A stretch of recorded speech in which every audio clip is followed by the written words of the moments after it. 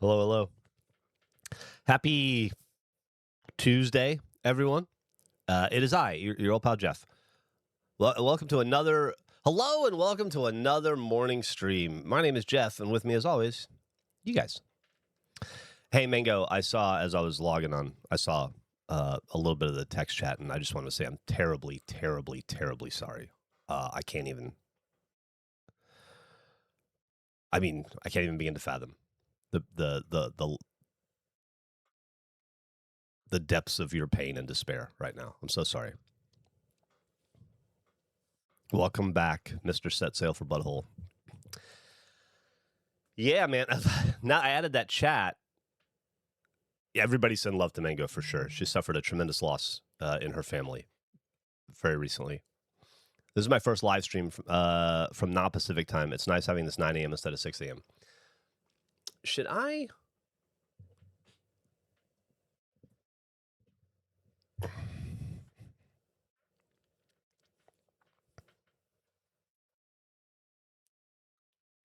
Do we like the chat? Is that what we wanted?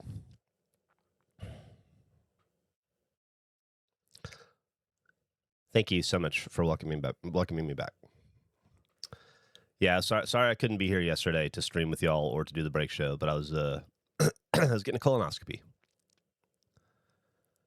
I think top left would be better. Well, I think I was thinking video game when I was playing. Let's see.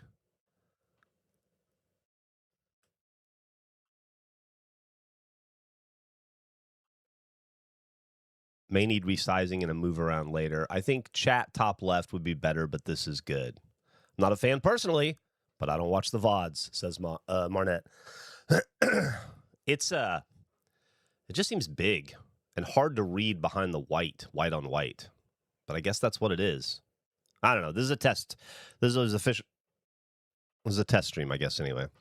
It's a Tuesday stream. What are you going to do? I'm sorry to hear about your loss as well, Twitcher. Good morning, Jeff and chat. It's a great day to have a great day. Spread love. We're spreading some love today, Jeebus.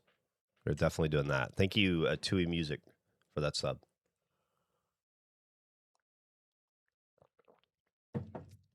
Sorry to hear about your loss as well, Caesar.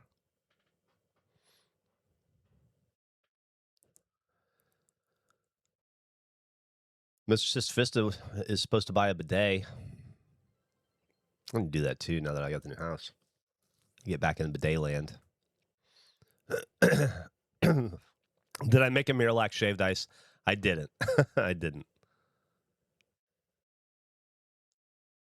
Tips for my girlfriend getting her wisdom teeth out this morning. Anybody in the chat got any? I got them out when I was 16. So I have zero memory of it. I remember thinking it didn't hurt as bad as they told me it would. I do remember that. I'd take Miralax every day of my life, so I'm just used to it. I don't have to hide it in slushies or anything. But I will say that the colonoscopy prep is easier now than it's ever been. That's my third colonoscopy, and you just take, it's essentially like maybe 2 12-ounce bottles that you take over the course of 5 hours, 8 hours, something like that. And then just a bunch of water around it.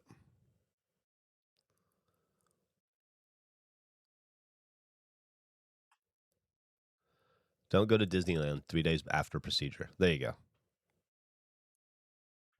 Getting 4 wisdom teeth pulled later this month. Also getting a colonoscopy soon, too. Colonoscopy was great. Great, maybe not the right word, but in comparison to previous colonoscopies, it was great. Don't sweat a colonoscopy. It sucks to poop, but you've pooped before. You poop just about every day of your life, probably. If you're like me, you poop 3, 4, 5 times a day. So it really is, at the end of the day, you have to fast for a day, which is, annoying. It was really easy for me this time because my diet has been so fucked up since April that I have been on and off food the whole time. And so I was pretty empty. I was pretty empty in general from that. So even the pooping wasn't bad for me. I think between those 2 jugs, those 2 bottles, I think I only took like 6 dumps in my entire prep. They were ones to write home about. there are dumps for the ages, but maybe 7. And yeah, it was Go Cubs, go. Working on some music today. Would love to make something about regulation or incorporate some clips from the pod. If anyone has any ideas, let me know. Anybody got any ideas? The cleanse, though? Yeah, it really wasn't. Once again, it's harder or easier depending, I don't know, depending on the person. But I think I'm just, I've had to stop eating like fast 3 times in the last like 3 months, 4 months.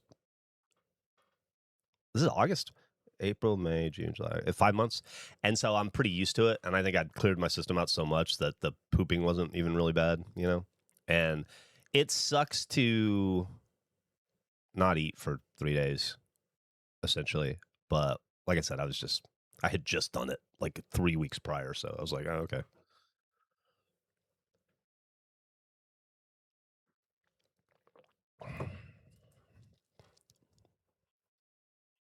Dumps for the ages. How about Andrew eating a pencil? Good morning, Chief and Toad.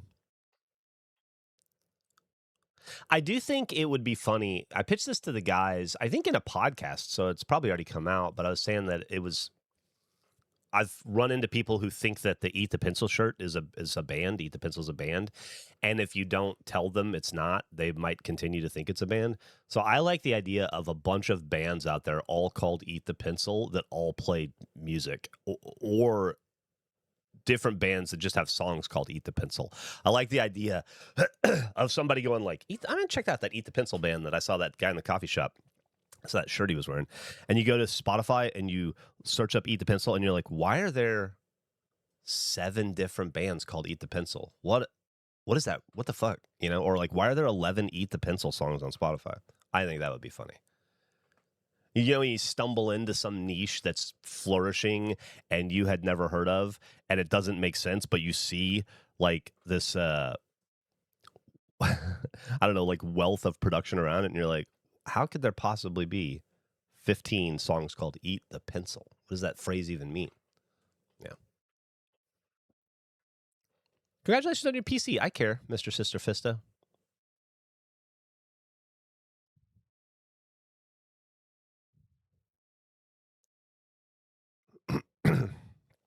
If we allowed the shirt text to be on album covers, I don't know that we would stop that. I mean, I'll have to talk to the guys about it, but I don't know that that'd be an issue. T800 Rad, what's up? Good morning, Jeff. Are we going to find out about this no scrumping debate on the podcast? I don't know. I think we had that conversation on the podcast recently, though, right? Or am I shortcutting something we're going to talk about this week? I'm pretty sure that was already aired. My realization. What's your most anticipated movie for the rest of the year? I guess I have one. I don't know. What's coming out? I considered, by the way, I love your username, Cum Dumpster. I've really taken a step back from the zeitgeist over the last few years. I talked about this in the past in content, but especially when I ran Achievement Hunter, I considered it a part of my job to be as well versed on pop culture and current events as possible. And you always bugged me that I didn't feel like the other guys felt that, but I just felt like you had to like at least be able to understand or talk about or reference or have some understanding of things that are affecting the culture at large, popular wise. And so I tried to stay on top of all that stuff, Marvel movies, all that stuff, politics, whatever. And even if we didn't, wage into politics too often. And then thank you, Beeford. That was very nice.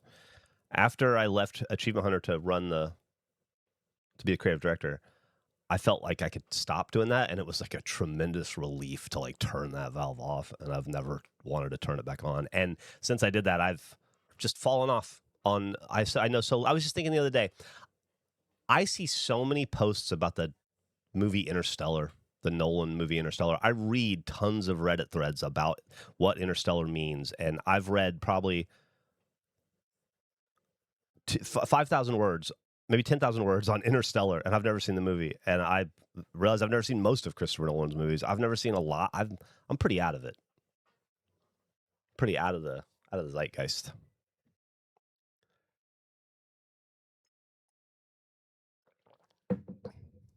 Interstellar will fuck you up. If I see it, it will.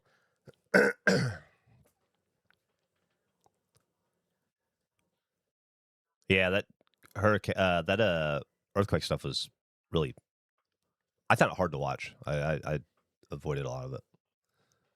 Do you have a favorite Kevin Smith movie? Oh man, I used to really like Kevin Smith. I don't think I've seen the last Kevin Smith movie I saw was Jay and Silent Bob.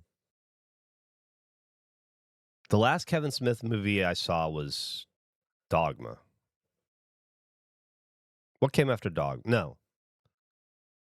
What's the one with Alan Rickman? Dogma. Yeah. I haven't. Yeah. So I don't. I don't know. I haven't seen anything from Geely on. Was that no? He wasn't in Geely. Whatever. I haven't seen anything from Jay and Silent Bob Strike Back On. I don't know if I saw that one though. So between all those, I'd say probably Mallrats was my favorite. I've only seen like 4 Kevin Smith films. I've never seen Clerks 2 or 3. Yeah, that's another one. I'm just not. I've fallen off. I've fallen off.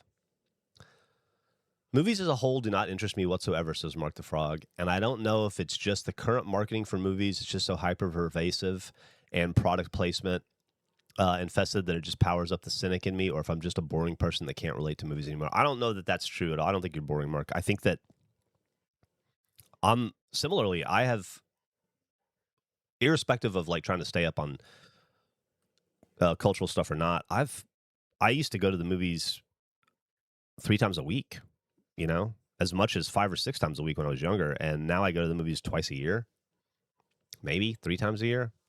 And I don't watch movies at home hardly ever. I watched 2 movies this weekend, which was huge for me.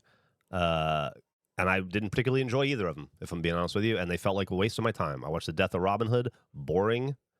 And I watched long, predictable, boring, well shot, well acted, great, disturbing violence, but just the most predictable plot you've ever seen slowly laid out in front of you in a film. And then last night, Emily and I made the absolute mistake of watching this movie on Netflix called The Last House, I want to say. And that movie was so fucking bad that I don't know that I'll be able to watch another movie for like a month. I think it took movies away from me, that movie. Ugh. I did like Obsession. I saw Obsession. I thought that was very good. Good in a way that good in a way that I'll never see that movie again. That's a good for a one watch, but that movie was disturbing in a too familiar way. I watched a movie for the first time in 10 years. It was Good, Bad, Ugly. Good, the Bad, and the Ugly. It's a great movie.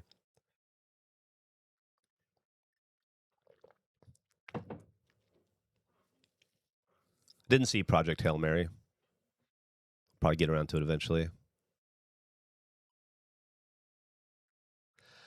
I had thought The Death of Robin Hood was okay. Not something I'd rewatch, but definitely not bad. It wasn't bad. It was just boring because it was so annoyingly predictable.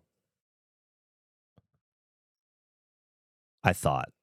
And that's not the worst thing in the world. It like I said, it was the sound design in that film. It should be up for an Academy Award for sound design alone.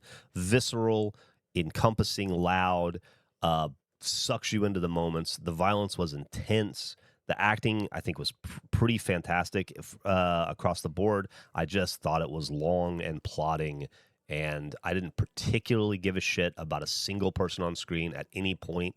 Didn't do the greatest job of really making you feel for these characters, and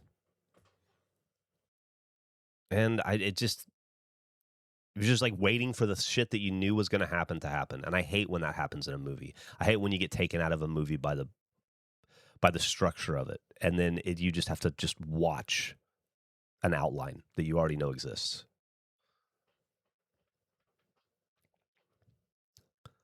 Watching that tonight in the Discord. What are you guys watching? The only reason I started watching movies again was because of A-List, and it's not, and it's been fun not watching movies on streaming. Master of the Universe was perfectly okay, minus the Jared Leto allegations. I'm not sure about those, but I thought Masters of the Universe was perfectly okay, mediocre. It was like a C minus, C, solid C. A lot of the stuff that should have worked didn't, or that would have made it better, but it wasn't the worst thing I've ever seen. And I went into it wanting to like it. I think the core audience for that movie. I know it's a teen movie, but I was 9 years old when 8, 9 years old when He-Man hit. It was my childhood, and so I was really inclined to like it, and I still was kind of bummed. Mark will not watch The Odyssey because he already knows the story, and he finds Matt Damon dull and an individual to watch as an individual to watch in all the movies he's seen them in. My wife gets so annoying when I tell her what's going to happen in a movie we've never seen. You shouldn't do that, Must Love Tacos. Let me tell you, I've been there. I've done that as well. Break yourself of that. Alleviate yourself of that habit. It doesn't get more endearing as time goes on. It just becomes more and more annoying, and you ruin more and more things for your loved one. I used to do that shit. I had to break myself of the habit. Never seen Tenet. It's one of I can't watch a long movie either. I don't want to watch a movie longer than 90 minutes. 98 minutes should be the cap for a film. You shouldn't be allowed to have a movie longer than 98 minutes.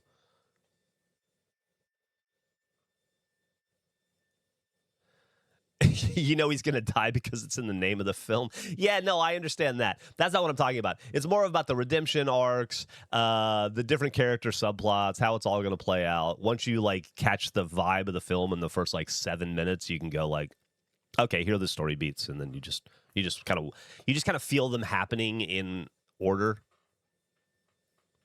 You just feel the formula of the film, I guess. At least I did. I didn't feel the formula of the film in The Last House on Netflix, because there was no formula, because it was a series of vignettes of scenes that were slapped together that made no fucking sense.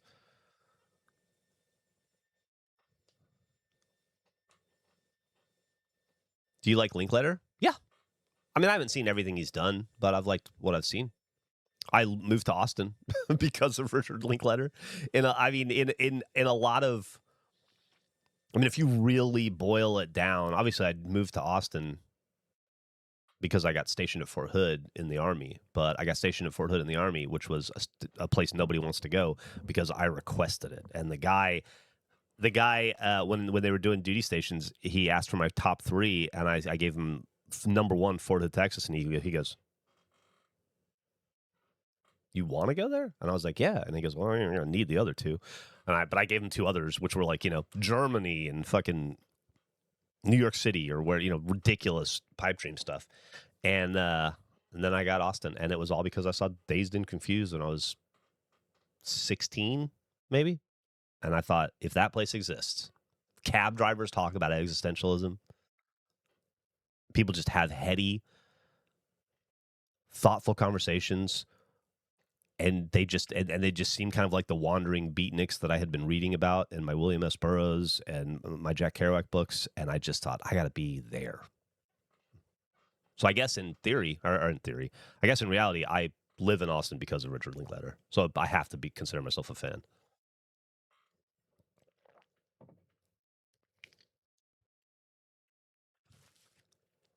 Laser Team 2 is too predictable for me.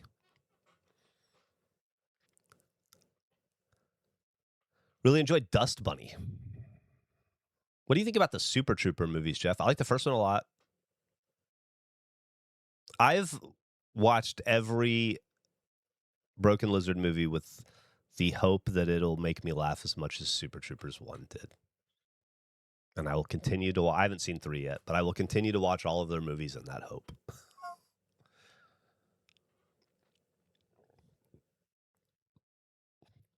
I did. You know what, Mark? You're absolutely right. When I moved to Austin, like 94, the first thing I mean, I lived near Austin in 94, and I lived here full time in 98. But since 94, yeah, I got here, stepped foot in Austin. First person I ran into told me, "You just missed it." And that's how I knew. That's how I knew the city had welcomed me.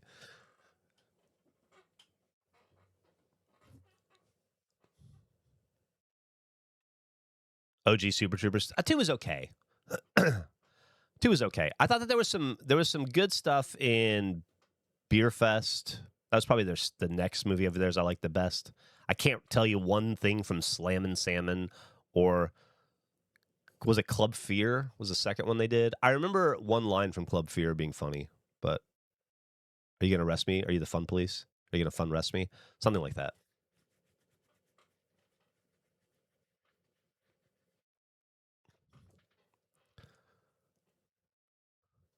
Yeah, I don't remember anything from Slammin' Salmon. Watched some clips from The Princess Bride yesterday, and it honestly made me want to watch Robin Hood Men in Tights. Great film, Robin Hood Men in Tights. Almost all. I would, yeah, holds up well too. I would wager. Mel Brooks stuff tends to. Austin called and said you just missed it is a good lyric for a song. I agree.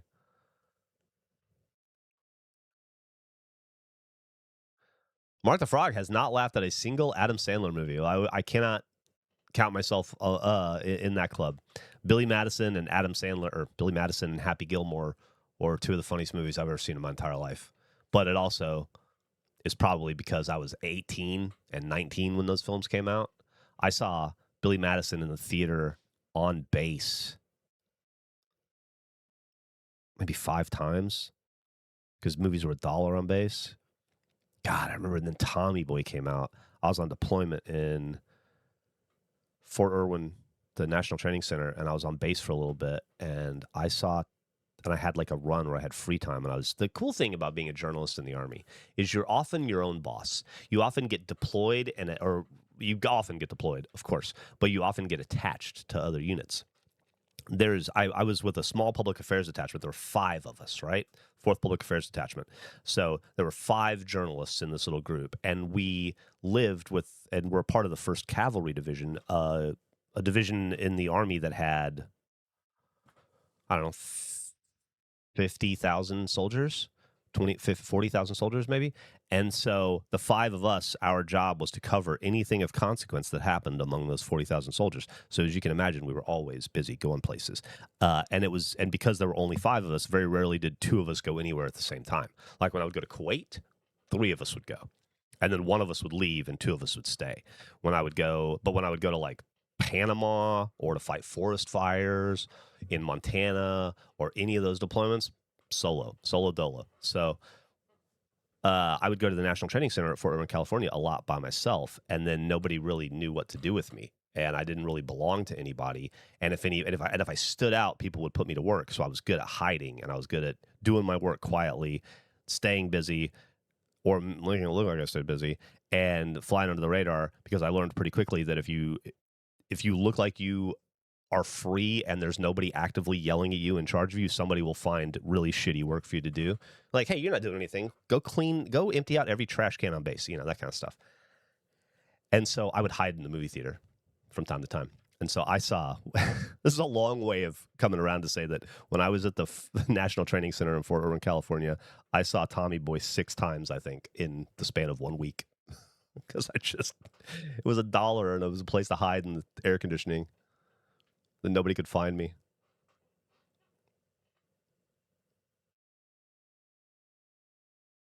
Manama, yeah. But I wouldn't say I'm, flipping on Hubie Halloween in 2026 to laugh at right now or anything. I did watch Happy Gilmore 2. There were some moments in it. Get good at laying low, and yeah. If you look busy, you got a chance. Night at the Museum is a comedy. Wasn't it? It was written by Lieutenant Dangle.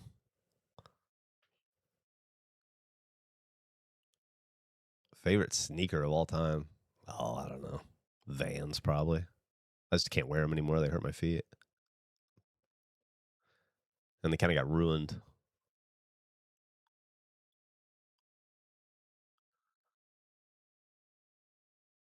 Mark or someone in chat for beef, not beef. Maybe. It also sometimes happens, Braxter Man, that ideas happen multiple times in multiple places. I have a pretty clear memory of Nick saying it in the background of a video of Nick saying like beef, not beef, but I don't know what video it was, so I could be wrong about that. Yeah, I don't know. It's an idea that nobody wants to take credit for. I don't know why, but yeah.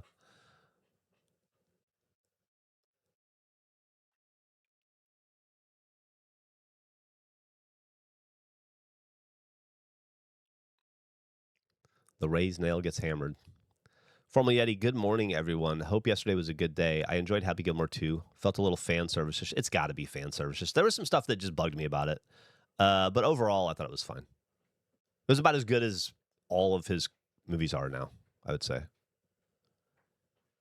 I definitely enjoyed his murder mystery movies with Jennifer Aniston, like those two. Although I, once again, can't sit here and tell you anything that they're about other than I remember enjoying them, and I saw one of them twice. Something about a wedding, maybe? I don't know. Like I said earlier, I think I'm the one who's incorrect because I don't like comedy movies. I've yet to find one I thought was a good movie. Interesting, Mark. Do you like to laugh? Do you like comedy? Mark, let me ask you a question. Do you know that the Regulation Podcast is a comedy podcast and that we're trying to be funny?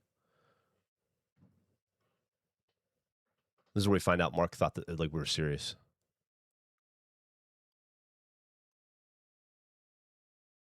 Grown-ups, I could. No, I did not.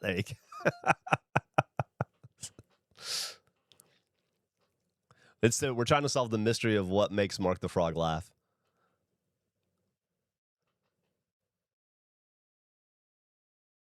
Most comedy movies are 5 and 10 at best for me. I thought y'all are just friends. We are friends.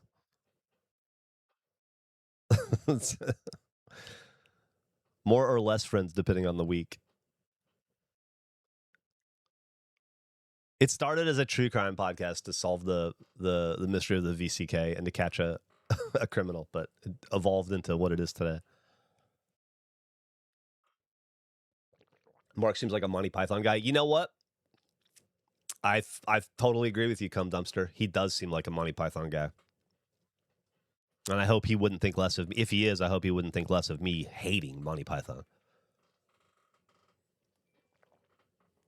Talk about comedy that does fucking nothing for me.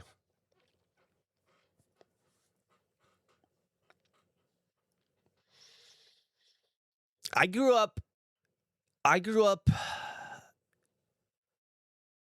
just after, like, I grew up in the generation where I was a kid when the teenagers were all fans of Monty Python, and it just, I don't know if it was something in that, or it's just like because I grew up just after this thing that was funny, you can't connect with it because I was slightly generationally different or whatever. But man, it does not do it for me. It never has.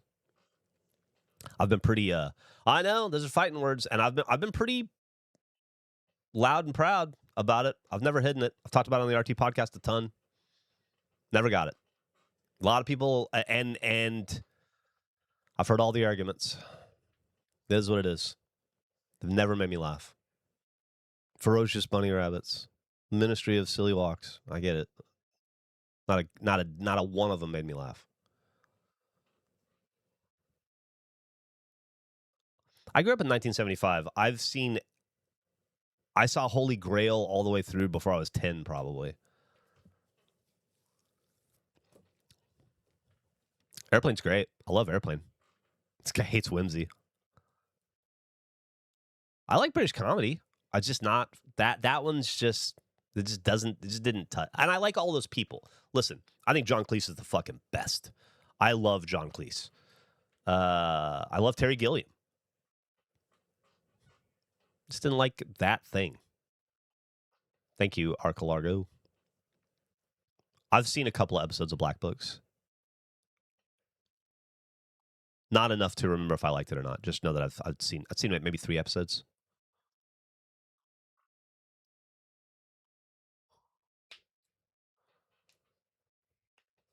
Blackadder, yeah, I've seen Blackadder. I've seen Red Dwarf, but I wouldn't say I love that Gavin loves it, and it's like I guess I appreciate it because he appreciates it, but I wouldn't say that I've ever watched it and been like that was amazing, you know.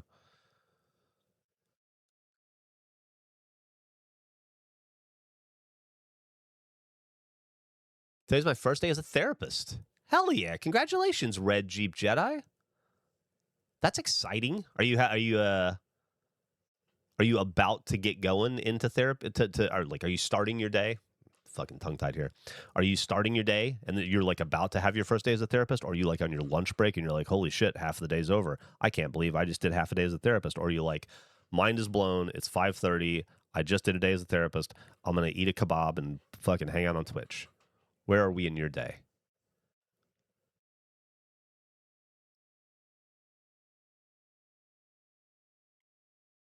It's me, Tycho. Thank you. Is that a pencil or a baseball bat on the shelf? That is a pencil baseball bat. Tiger's pencil baseball bat that Emily got me. I think it's Tigers. Yeah.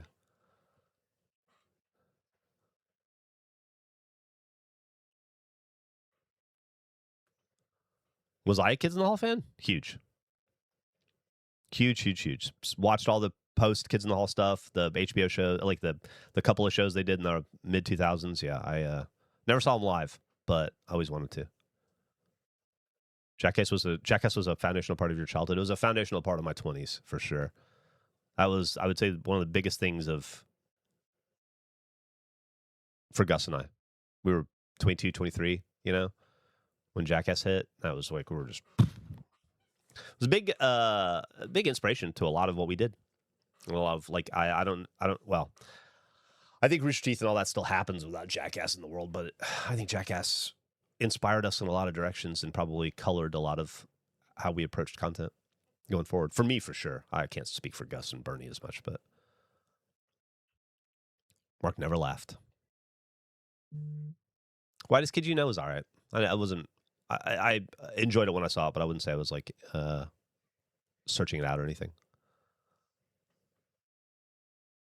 To be honest, I can never tell on the podcast when y'all are doing a bit versus when y'all genuinely don't know a piece of information. I don't. I mean, the bit would be leading into the absurdity. I don't think anybody lies. You know, I think if you're wondering if we're acting like we don't understand a piece of information, we probably don't. Love you too, buddy. Harshmallow.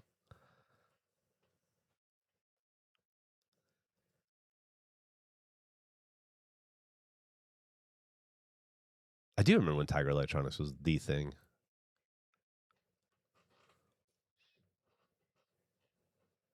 No one's ever lied on the Regulation podcast. I am sure people have lied for comedy or for effect or unintentionally a lot, probably. But I wouldn't say that people have like pretended not to understand something that they actually understand.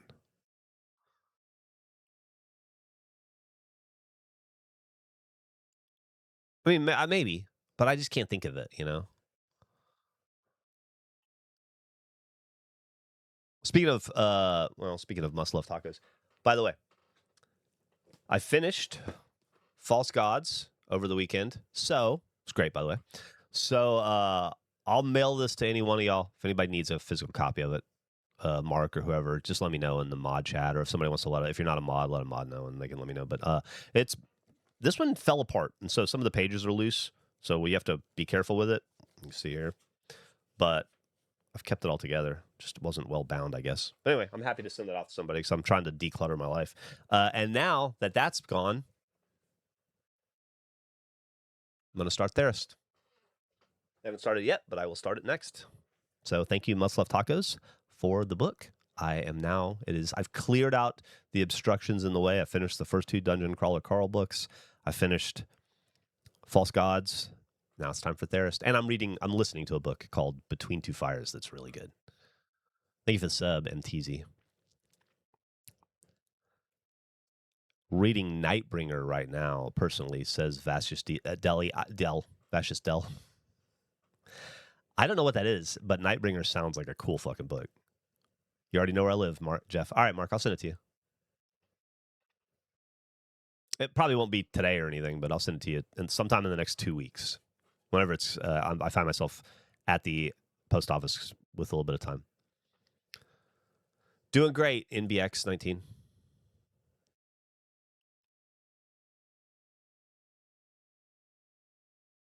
I'm so sorry to hear that, Mama Joe.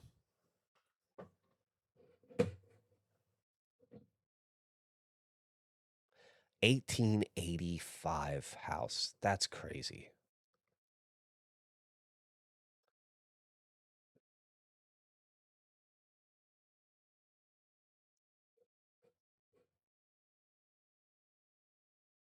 Ten days out from due date on Greeky floorboards. Yeah, send some good vibes to Greeky floorboards.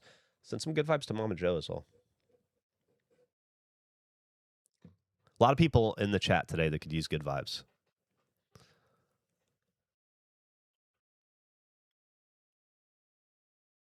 Is your name pronounced Jeff or Joff? That's a great question. It's pronounced Jeff. It's the Welsh spelling. People ask me all the time. They say, Jeff, why'd you do that to your name? Why'd you spell your name that way? As if I had any say in the matter. I was born as Jeff. You'd have to ask my parents. It's just like, I don't know why T800 Rad's parents named them T800 Rad. Arca-Largo. Arca-Largo's mom and dad sat down and said, what do we name our kid? It's spelt totally normally for me as a Brit. I appreciate that. Have you read Life, a User's Manual? Nah, but I'm pretty far into life. But I'd hate to find out that I missed some really useful information in my 20s and 30s. I'd rather just not know it. Mark is the Latin romantic spelling.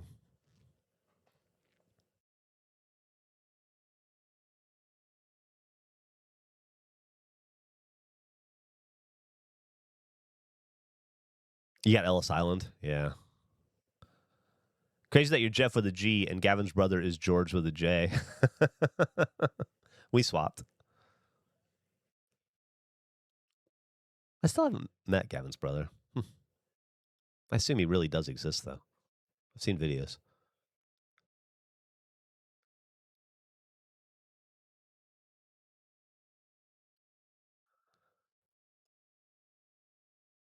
What would be the life equivalent of not knowing about the shift key? I don't know, but I don't know. That was a hard one. See, that's an example, right? A lot of people might say he probably knows what a shift key is. He was doing that for the bit. But he doesn't. I guarantee you that wasn't made up. He didn't know. He genuinely didn't.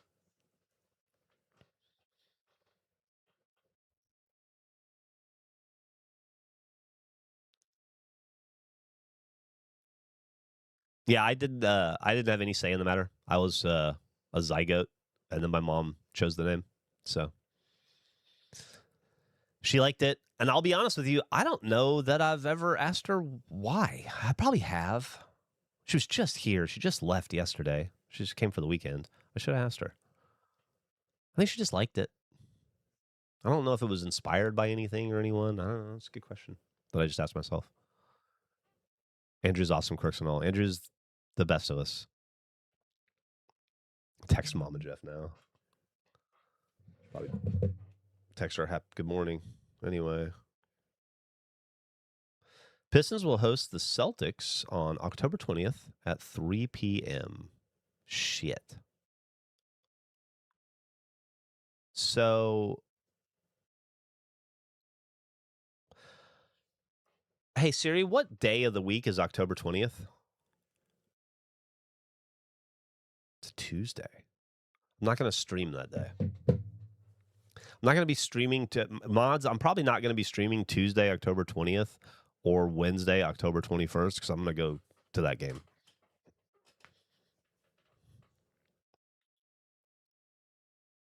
Who would win a race? A duck size Andrew or an Andrew size duck? That's all. It all comes down to ankle integrity.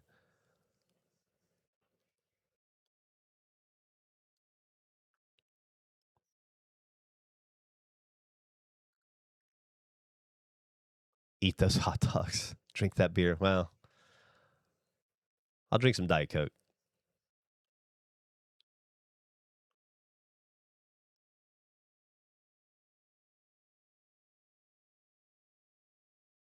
Diet Coke, fuck yeah. I do. I am a Diet Coke man. Or I'm honestly, I prefer Diet Pepsi, but I'm happy with Diet Coke. It's so much more available. When is the burger count supposed to end? I think it ends very soon. I think it ends at the end of August, right? I think I'll have to check with the guys, but I think January, February, March, April, May, June, July, August. I think it ends August 31st, if I'm correct. Oh, okay. Everybody says yeah. I am at 86, I want to say. I'm going to win. I'm going to beat the rest of the guys.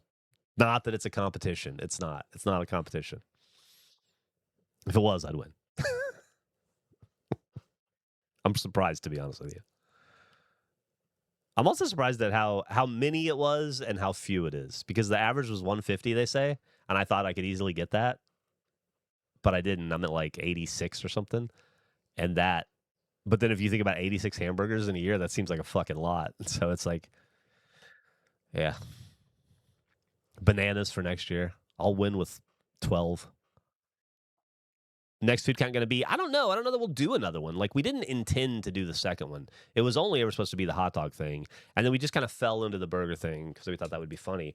I don't. It's one of those things where it's like you do something twice, and then suddenly it becomes a thing that you have to do every year, and you maybe didn't intend for it to have that long of a lifespan as a bit or a joke.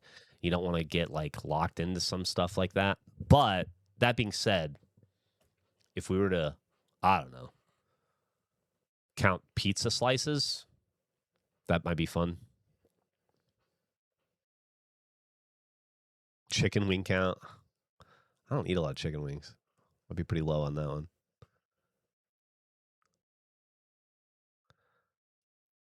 Mario Party March, once it's 3 times, yeah, then it's like if we don't do it, people are like, it goes like this. You do it once and people are like, hey, that was fucking awesome. Thank you. That was, we like that. We responded well to that. That was great. And you guys seem to enjoy it. That was really fun. Cool. So you're like, oh, let's do it again next year. It went so well the first year. Let's do it again next year. And so you do it the second time. And people are like, wow, that was just as good as the first time, or even better than the first time, or almost as good as the first time. Wow, that's cool. And then you're like, wow, it was pretty good the second time. I could think of like one way to improve it, and then it'd maybe be the best version of it. And you're like, do we do it a third time? And then you do it a third time. And people are like, cool, we'll see it next year. And you go, oh, fuck. They're going to want it next year. And then if it doesn't come next year, people are like, we just got 3 fucking years of this thing, and now you're taking it away from us? What are you doing? Coffee count. One count of 1 cup of coffee. Is that what became a fishing jamboree? For everybody but me. Now, yes. For everyone else involved. I also am a person who absolutely loves the long, drawn-out, plotting, steady beat of a joke that won't die. The Peter Griffin for an hour, that kind of thing. And so I am a big part of the problem of why those things exist, because I'm probably the main driver of doing it. For instance, bleeping fuckface. Regretted that one for a while. Uniform, combining the power of one with the fabric of the farm. Uniform. I wore myself out on that one a bit too. But for whatever reason, I'm into Fishing Jamboree, and I actively want to do it every year. And I would say, out of all the Fishing Jamborees that I was a part of after I created the first one, I was the reason all of them happened. Like, I don't know if they did Fishing Jamboree and Achievement Hunter after I left. It'd be cool if they did. They had 1 or 2 they could have done. Probably, maybe they did. And that would be neat. But the Fishing Jamboree is just being kept alive purely because I don't know why. I just like it. I like setting that time aside to do that in maybe a different way every year. I know some people didn't enjoy the GTA of it this last year. They didn't think we took it seriously, which I think is ridiculous, because I don't think I've ever taken a single Fishing Jamboree seriously. But maybe the first one. But yeah, I don't know. I'm just a big fan of Fishing Jamboree for some reason. It makes me laugh in my head when I hear the name. Wouldn't make Mark laugh because he doesn't find comedy funny, but makes me laugh in my head. And I don't know why. Just because it's silly. It makes no sense, you know? It's dumb. There's no point to keep doing it. We've talked about doing a real Fishing Jamboree a lot over the years. It could be super involved with crazy rules, or it can be a chill time to talk. Yeah. Ocean fishing is great. I agree, Marnette.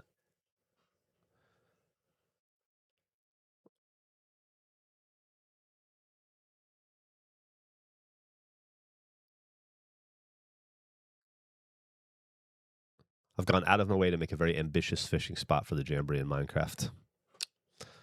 I don't. Yeah, that reminds me. I got to come up with a fishing Jamboree this December if we keep it going.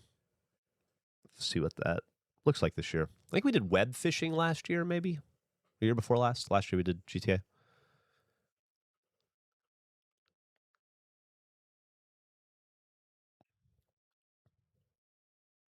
Key West fishing would be so great. There's a lot of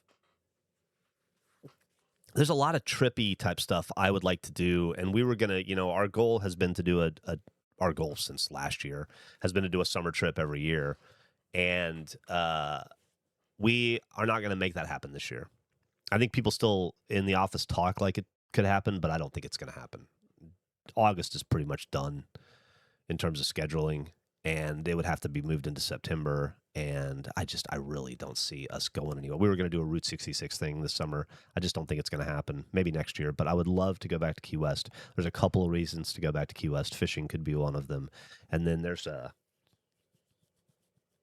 saw an Airbnb in North Carolina that has the first arcade game ever made in it. It's like a arcade game made by the company that became Atari, and it kind of looks like Asteroids, but it's not. It doesn't look very fun, and it's in this molded case like a bass boat. It's like blue sparkly. It's pretty cool. I can't remember the name of the game, unfortunately, but it's the very first, not the first video game ever made, but it's the very first arcade game ever made. There's only 3 in America that are playable, and I was thinking it would be fun just to go. I'm going to talk about it in the podcast. I'm going to pitch the guys when we record this week, going up to stay in that Airbnb for the weekend so that we can all get together and do a let's play in the very first video game ever made. Arcade game ever made.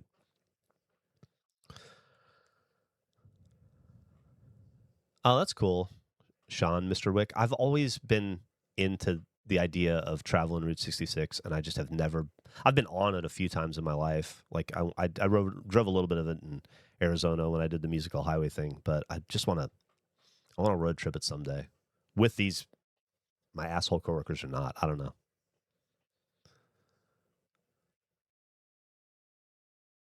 Joliet, Illinois. Is that where that is? Oh shit! I'm glad to hear that you're sober for 250 days. Hope you're doing well.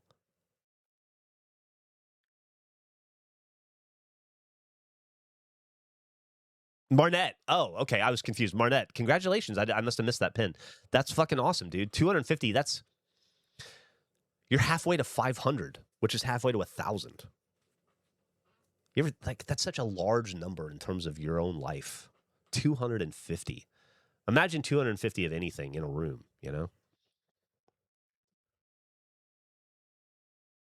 Thanks for pointing that out, Kappa. Is it true that there's a cyanobacteria hyperbloom happening in Lady Burke Lake, Town Lake, in Austin right now? Yeah. Oh, yeah. All the time, Mark. You talking about the deadly algae bloom that kills dogs? Yeah, and assholes still have their dogs in Town Lake all the time. I hate it. I fucking hate it. I love Town Lake. I ride my bike around it 4 or 5 days a week, 7 if I can. I'm about 5 days off right now though because of prep and my mom visiting. And I like to stand up paddleboard or kayak or canoe on Town Lake, but I would never swim in it. That thing for the first 10 years I lived in Austin, it was too contaminated to swim in or to eat fish from. And then eventually they lifted that. And I see it every day on my bike ride. I see the trash and everything that filters into it. I would not want to swim. That is some dirty fucking gross water full of bad shit. I wouldn't recommend anybody spend all the time in the world you want on Town Lake in Austin. Do not spend any time in Town Lake. Go to Lake Austin, go to Lake Travis, go to a swimming pool, go to Barton Springs. Also pretty gross though, if I'm being honest with you. Go early in the week as opposed to later. And or go to Deep Eddy. But yeah.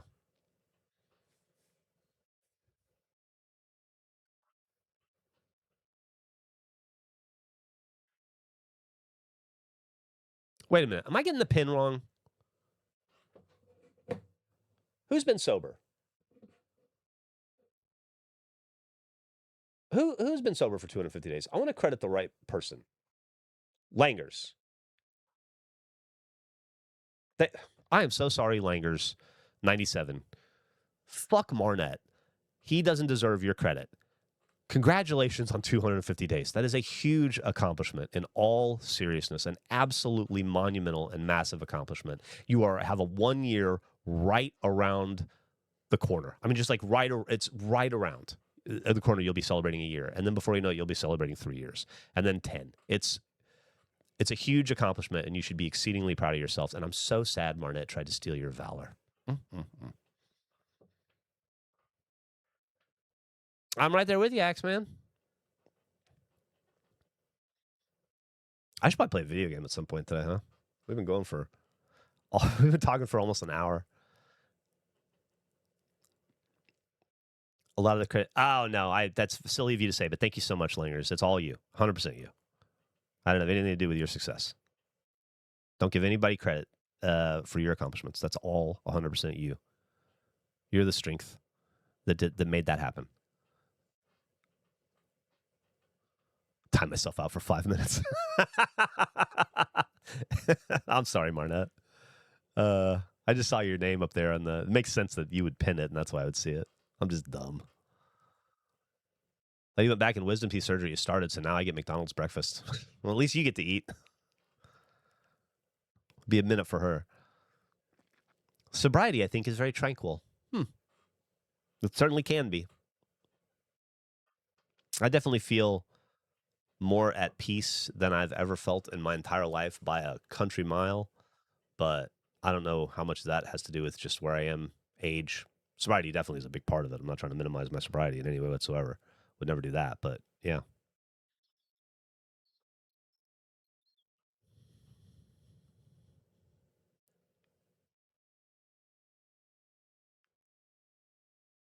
Have breaks where the kids have to get out of the pool for 15 minutes, but adults can stay. That's really awesome. That's funny. I'm going to get another cup of coffee in my patented, I don't think it's patented, but why am I having trouble getting to my Jeff mug? My happy little Jeff mug. For sale on jefframsey.store. I'll be right back.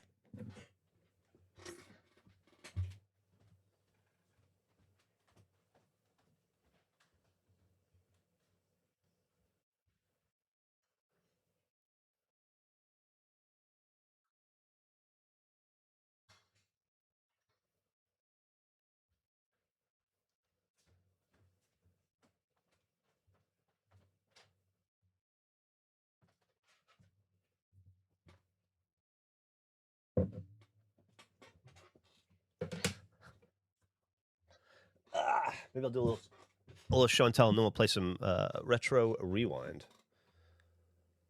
I did something yesterday that made me very happy. I'm collecting my big baseball card collection right now. For the last couple of years, is I'm trying to collect PSA slabs of the 100 greatest baseball players of all time, which is an evolving list. So it's really maybe the 140 greatest players of all time or so. Oh no, Marnette's fine. We love Marnette. Are we still yelling at Marnette? Anyone else always have to shit after a coffee? That's what it does. That's what it's for. Mark is a world champion at eating breakfast burritos while driving. Breakfast burritos just not a thing here. People come here from California or other places, and they're surprised that we have breakfast tacos and not burritos. But I do like a breakfast burrito on occasion.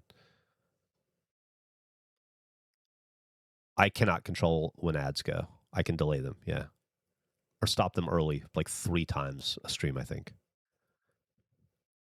People can shit without a coffee. Occasionally. Anyway, so in my quest for the 100 greatest baseball players of all time, I have thousands of Pedro Martinez cards. Literally thousands, because I've been, not in years, but I was buying and collecting them to do the Don Pedro project, which is the giant mosaic of Don Zimmer and Pedro Martinez fighting, made out of cards of them, right? So I have thousands of Don Zimmer cards, and I have thousands of Pedro Martinez cards, and I probably have hundreds of this particular card, but I never had a slabbed one for my collection, so I went ahead and just picked up nothing fancy, 92 Bowman Pedro Martinez rookie slabbed.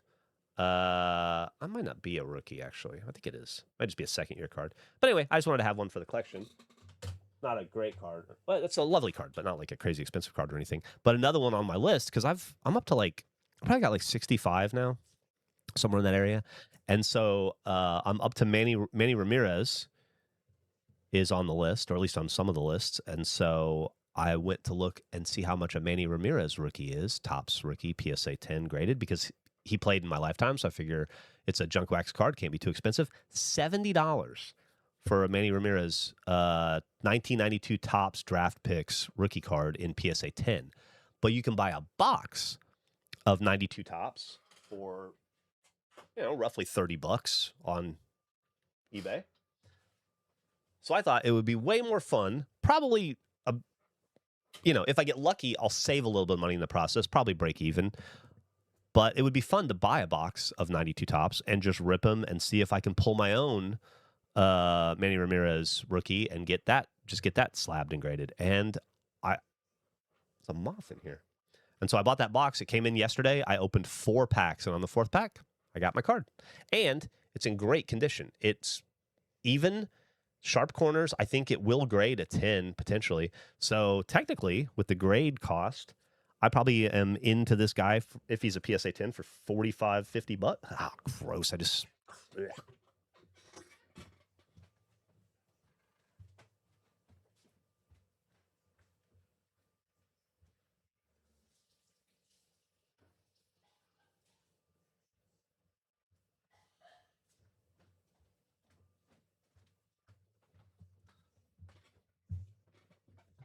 That was gross. I feel bad. I was trying to shoo the moth away, and I ended up squishing him on accident. He fucking moth juiced my table. Yuck. Sorry, buddy. I was just trying to get you out of the way. I wasn't trying to end you. I licked the pop filter. Anyway, so I'm probably, into this for like $45 between mail and grading and the cost of the box. Maybe 50, 55. So I saved myself like $15. But I have the beauty of knowing when I see it on the shelf that I pulled it. And so I'm really happy about that. That worked out well for me. And it was fun to open up that box of cards. And I still have 80%, 85% of the box to open. So who knows? Maybe I'll get a couple more.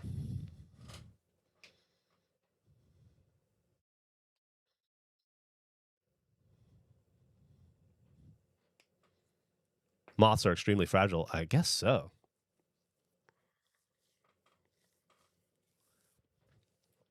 PSA 10, Mike Alstott rookie. Nice. Rookie? Rookie. What year is that card? Beeford. Anyway, I've been having a lot of luck. Since I moved into the house, I've been allowing myself to collect again. I'd been taking some breaks while we were moving and saving and everything, but now I started my collection up a little bit again in earnest. It's been fun. Should we move on to the game? Let's hop in. Now that's interesting. Why would that be like that? Weird. Okay. Let's hop in to Retro Rewind.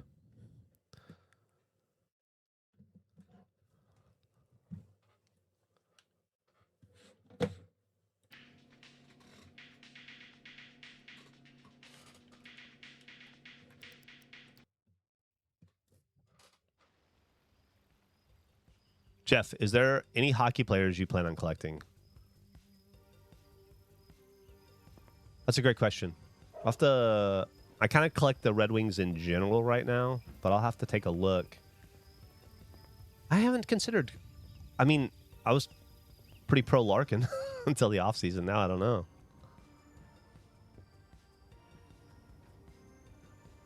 Maybe Seidel or Cider. Maybe. Ooh. Who would I? I don't know.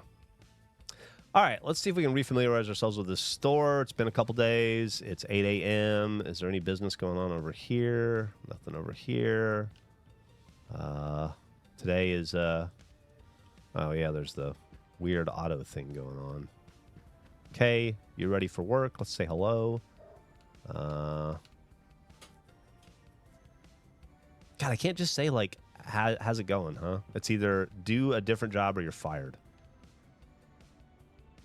Let's,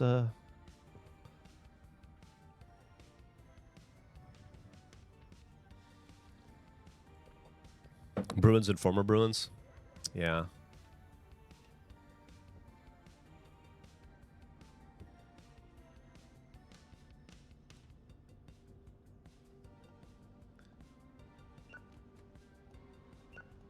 All right. What is the record for throwing tapes in a day? Is it 14? Is that right? 13? Okay, let's see if we can beat 13. God help us.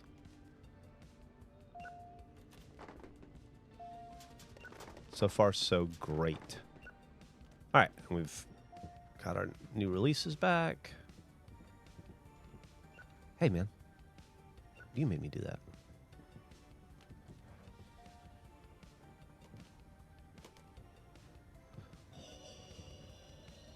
Horror. Where's the horror? There it is. Okay. All right, he's busy. Get back to this.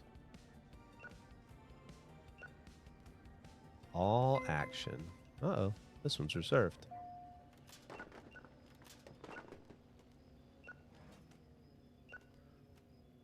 Sorry, chat. I'm locked in right now because if I throw a tape, I'm going to throw my fucking controller. I don't want to start the day off like that. Okay, good.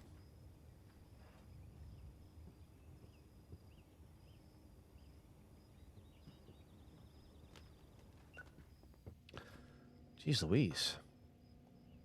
That scared me.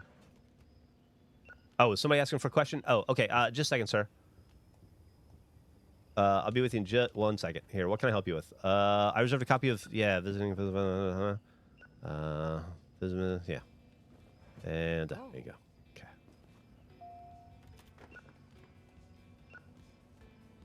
God damn, man. Is every video we own rented out?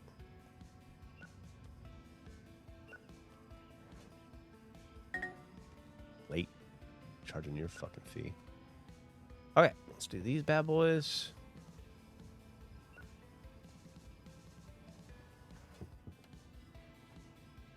Now it's on to romance. That's reserved. Oh, do you have a question? Do you have a new release you recommend? Sure. Let me go ahead and grab this for you. You're going to love it. Probably.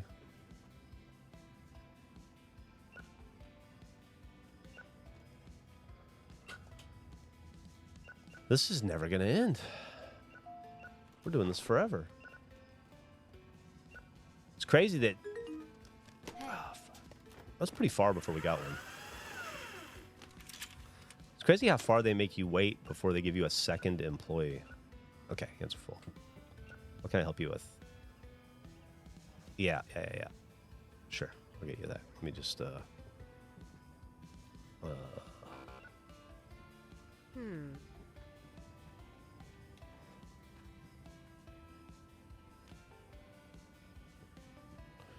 Okay.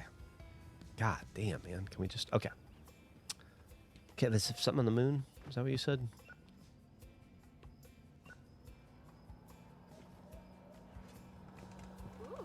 There you go. Oof. It's busy on the tape returns today.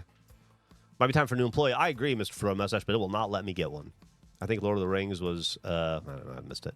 Moldy Pirate, thank you for the sub. Jeff, have you heard of Peglin? It's a Peggle-style roguelike on stream. I'm sure you'd love it. Love you.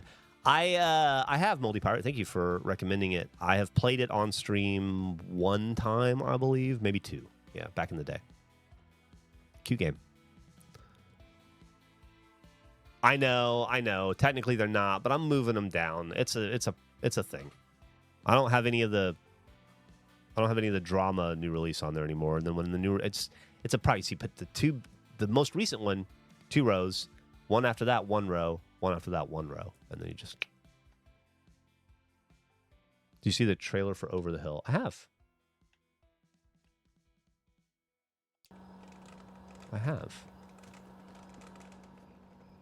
I'll definitely be playing it.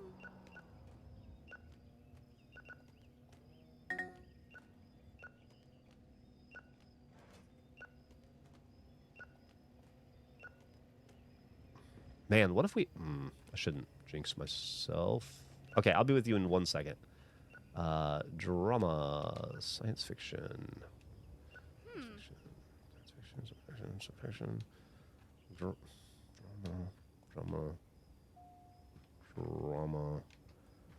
Help. Fuck. Just got this elephant bridge drama, and I think you're really gonna like it.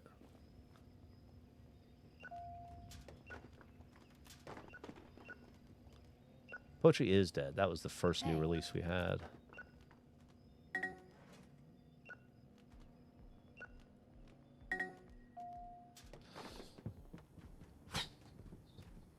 Okay. Drama.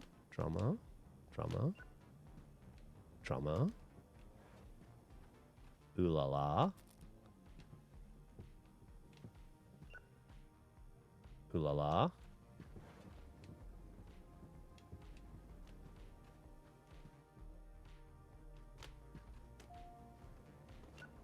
Okay. Curse of the Ancient Dwarf. There you go. He's going strong. It doesn't tell you how many tapes are left, does it? I don't think I'm going to empty this. I don't think I'm going to empty this bin out all fucking day. I almost threw in there. Fuck! 1. Damn it. Sorry. Yeah, I got your book and the movie. Hold on.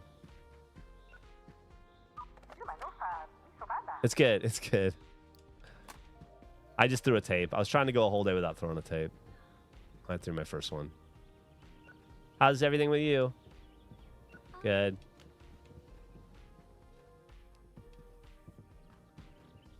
That was my wife. Everything with her is good.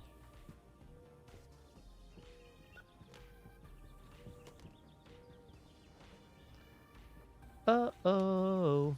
We got nowhere to go. All right, I'm sorry. I really need the veteran butler, right? You needed the veteran butler.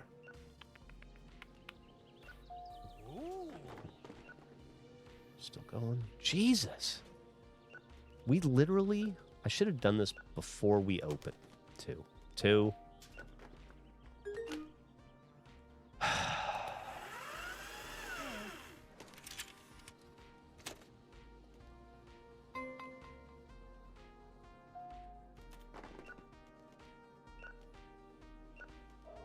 Did it.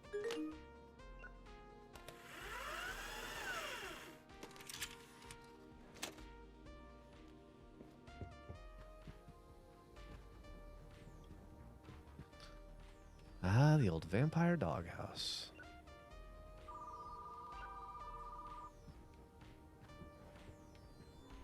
No, what? Action. Fuck. Fuck! What is that?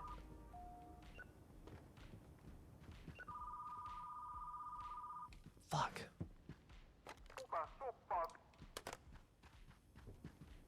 These are getting real tense here. All right. What's up with you? Yeah. All right, there you go. God damn. We're almost done, bud. We're almost done, Dennis. We only got about 20 minutes to go. We survived the day. Fucking hell. Okay.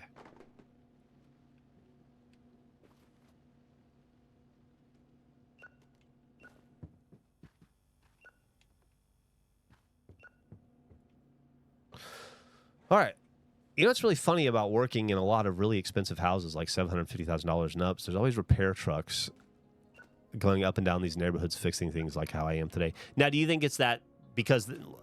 What do you think that's because, Mark? Are you insinuating that it's because they're in inferior builds? Or is it because the house is so big it needs lots of maintenance? Or is it because the people that have fancy houses are rich and can afford to fix stuff when it breaks all the time? What would you attribute it to? Old movie. Why is there...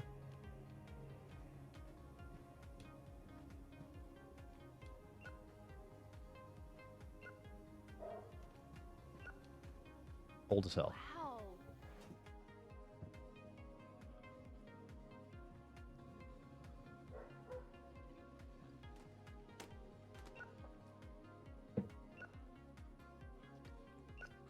I also think they're less tolerant of issues. I think they're less tolerant of issues, but less likely to DIY stuff. You're probably right about that, too. That's another angle as well.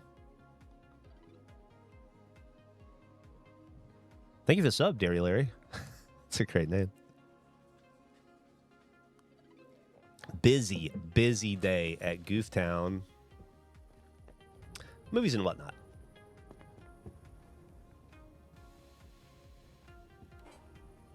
This has got to be the best. 93. Yeah, we almost rented 100 fucking movies today. Got an achievement. Return routine. Check in 1,000 movies. Woo. Big day for Bozo. All right. Sit on that for a minute. So what was our... What did we end the day with? 3? Did we end the day with 3 throws? That's a huge improvement on yesterday. Or last day.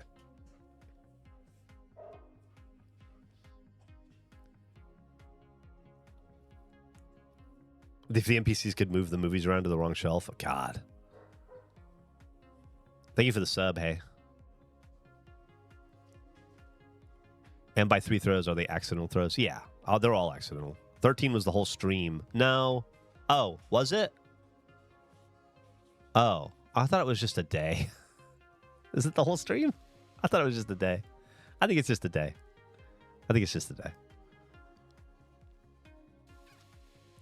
The whole stream for sure? Real life day. Oh, okay. Shit. Well, I got that wrong. That's less exciting for me than I thought I'd accomplished something.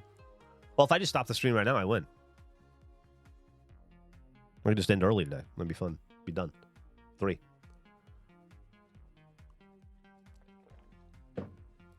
Sounds like I've got a lot of time to mess it up. All right, here we go.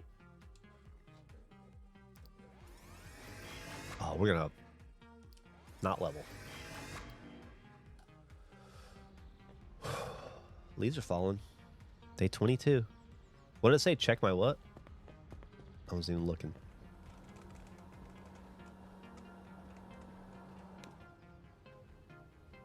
New release day. Good morning, Dennis.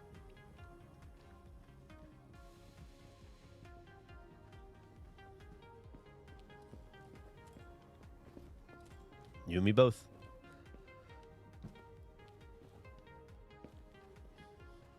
So we're going to unlock Christmas movies at 9.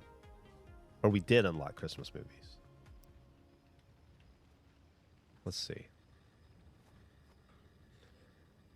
We got new movies.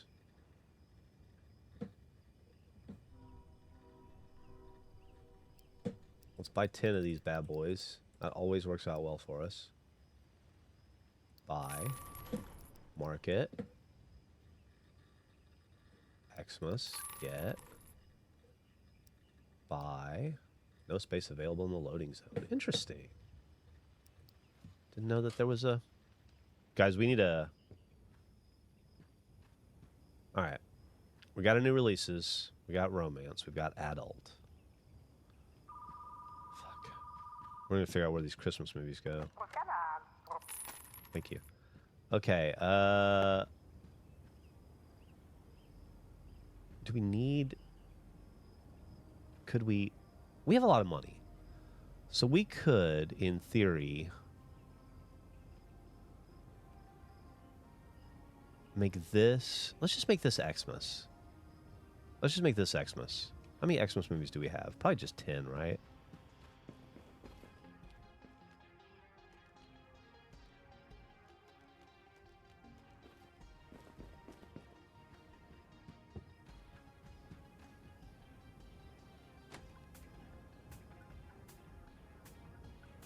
Four.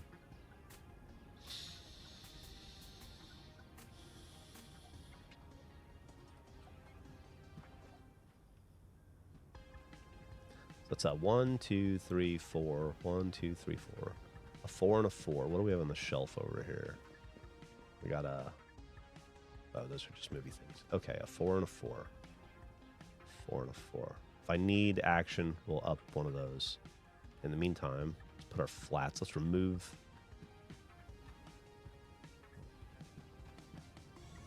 That can go. I love you so much. I hope you have the best day, and I'm going to make you steak for dinner and broccoli. Yeah, where are they? In the fridge?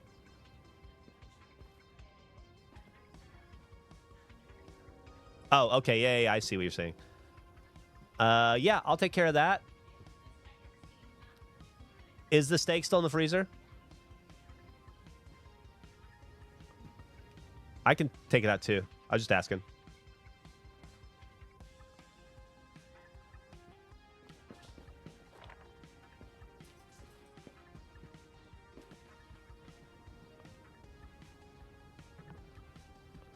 It's super right behind the open door. Cool if I could put it there, but I can't. Emily, boom. Made some steaks last night with mashed potatoes. I craved the nachos last night for some reason, so that's what we had. It's my first, my post diverticulitis meal. But then I didn't, or not diverticulitis, sorry, colonoscopy. But then I barely ate. I didn't have much of an appetite. 5.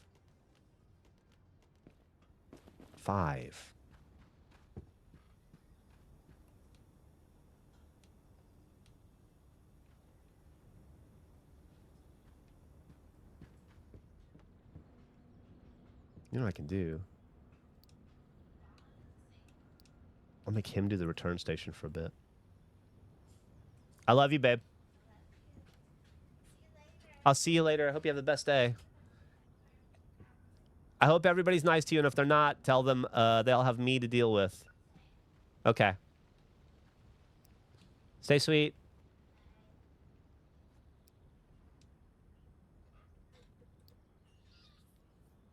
Pretty good shredded beef tacos. Dos bros. 5. Yeah, 5. Do you make a new food for each meal? Your parents' 37th wedding anniversary? Dude, that's awesome. 37. Done this.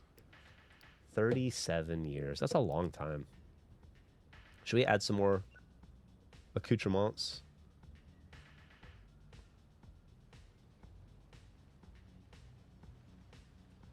Maybe because we have Christmas movies, we could put a little Christmas. How about just some generic balloons for now? See how that goes. See what we can do with some balloons. We can expand this place pretty soon too, which is probably not a bad idea. Something to think about.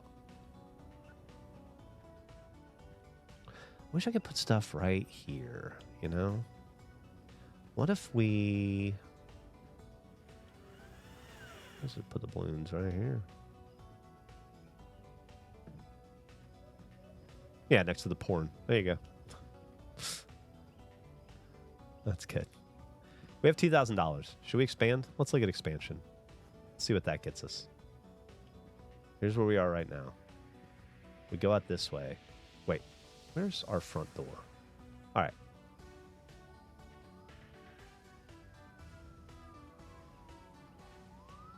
I guess we go with this.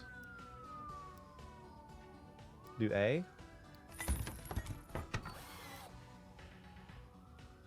Let's see what that just did.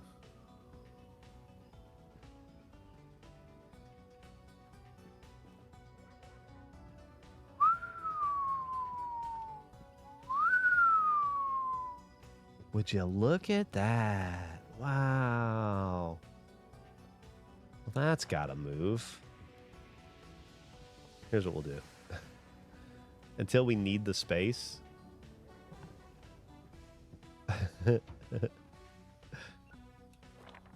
Until we need the space. This will just be our... There you go.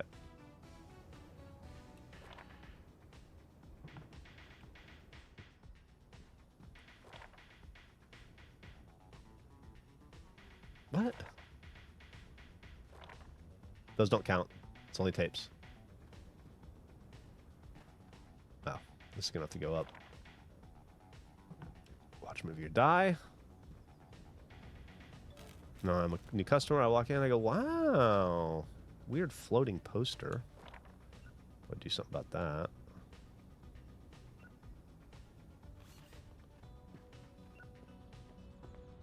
Wow. Maybe I'm excited to have these up back there. I hope at some point the game allows me to sell these flats, because that's a big part of working in a real video store, is selling movie posters and flats to people after the movie's no longer new. At least it was in the 90s, man. We would all go to the movie theater, or go to the video store every week and see what free shit they had or what posters or shit you could buy for your apartment. Yeah, why not? Makes no sense. Okay.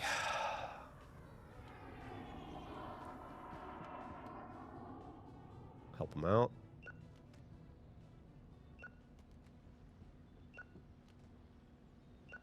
All right, I'll let you do. Let's do a few while you're over there. Okay, that's fair.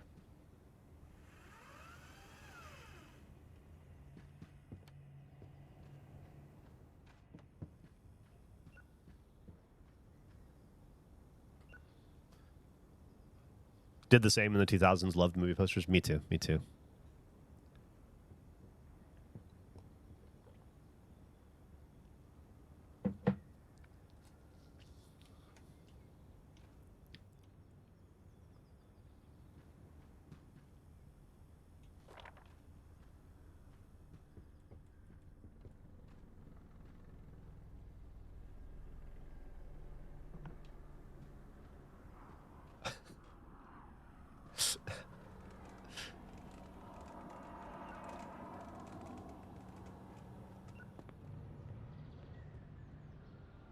Okay.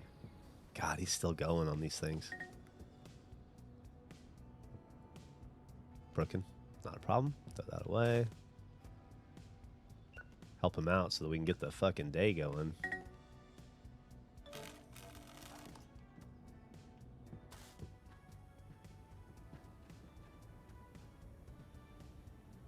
Okay.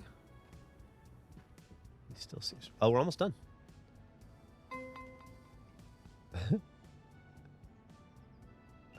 All right. Is there more sci-fi? Or is that the only sci-fi?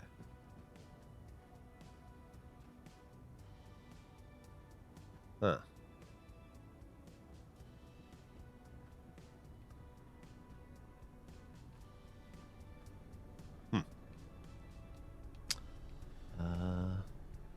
Put it right down there, I guess. I could do like...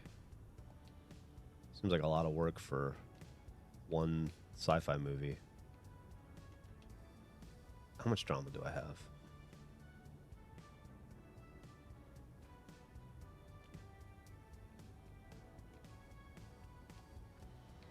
I wonder if I'll regret doing this. At least it's on the shelf, right? Okay. Are we good? I'm going to assign you a job. Check out. All right. We'll get started here in a second.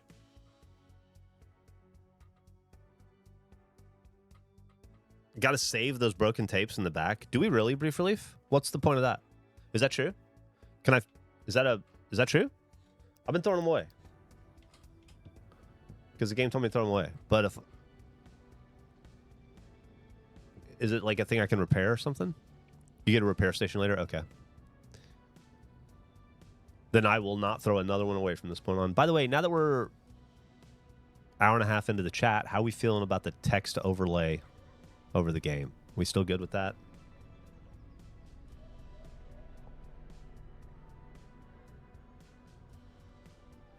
It's good. Pretty damn good. Okay. Very tall sometimes. Okay. Maybe I can limit the height on it.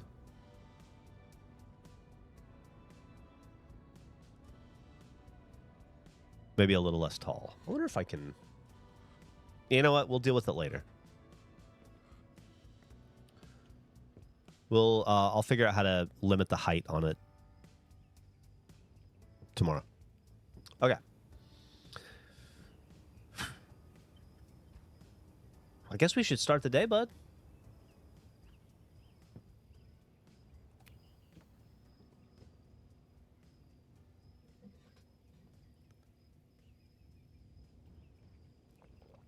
Turbo's got vodka on the brain. Hello, welcome. Take a flyer. Come into my store. Allow me to drum up business. Hey. Well.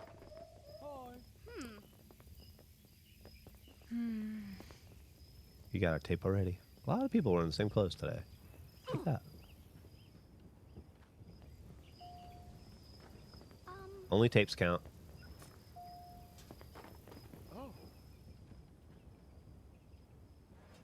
Sunset Teacher? Luckily for you, I have her right here.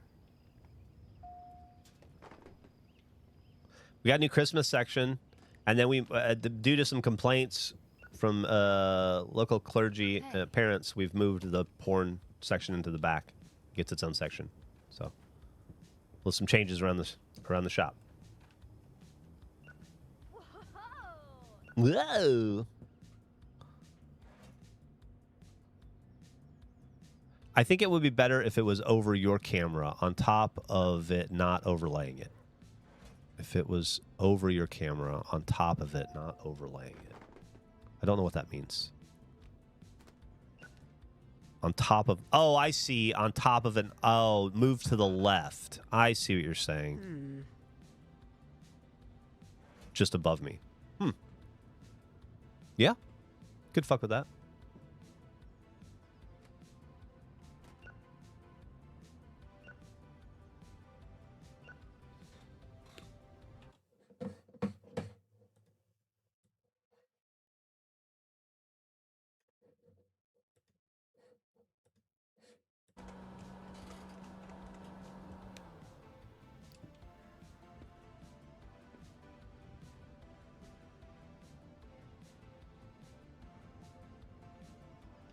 What did you want?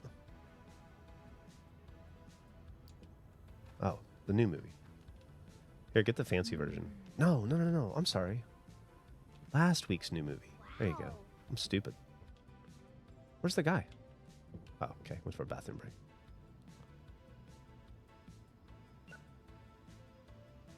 Ooh, thank you for the sub, Slameritas.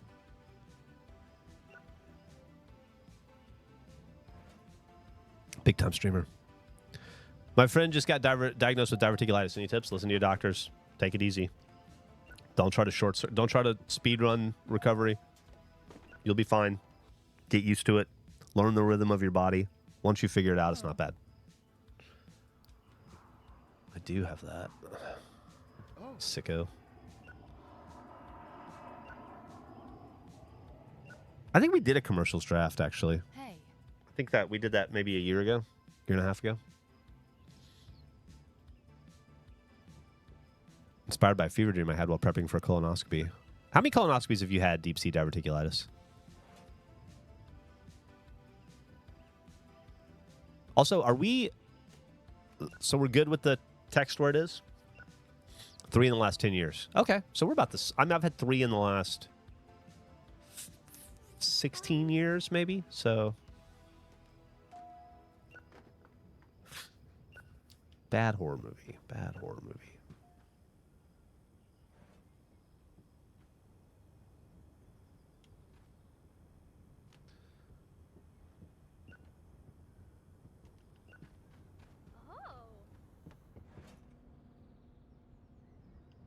I guess just probably be checking stuff in.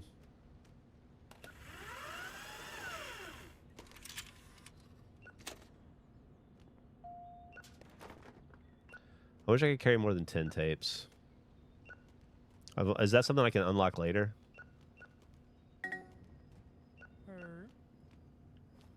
That would be a great fucking upgrade. All right, I'm gonna get back to chat here in just a second. Let me sort all this nonsense out.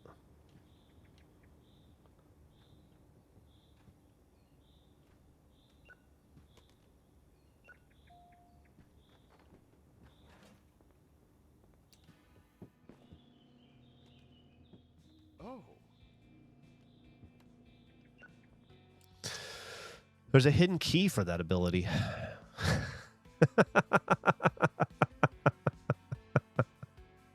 The procedure's so fine. Like, it's really easy. I having just gone through it yesterday.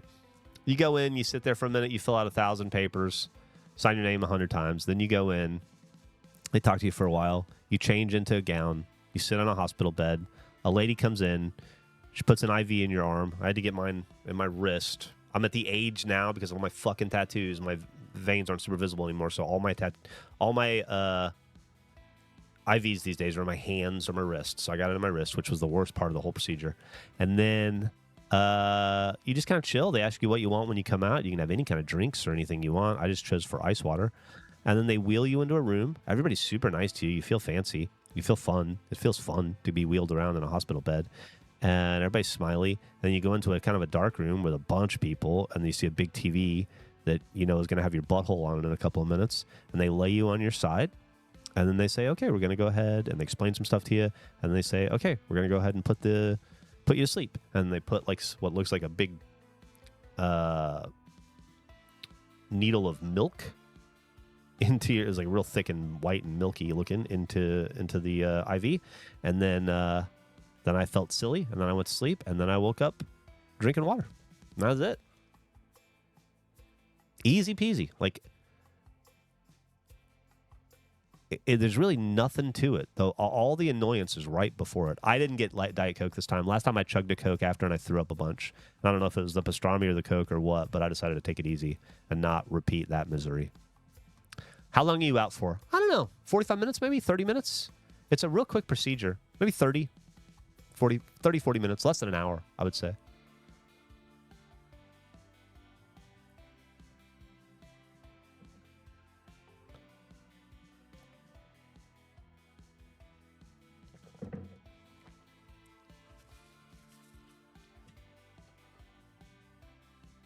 Had surgery yesterday, the whole fancy rolling around in bed treatment, haha.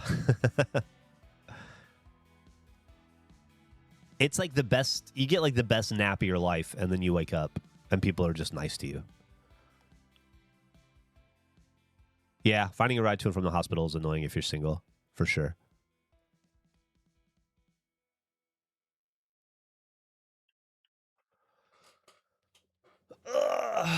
Okay, get back into the videotape mines.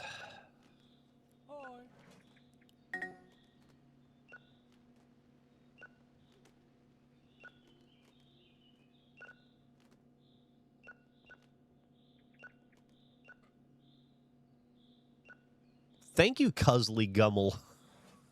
Oh, Cusley Gum Lord. It cut off. Thank you so much, Cusley Gum Lord. That was fucking awesome. Appreciate you. You guys are the best. My hands are full. Yes. Let me dump this.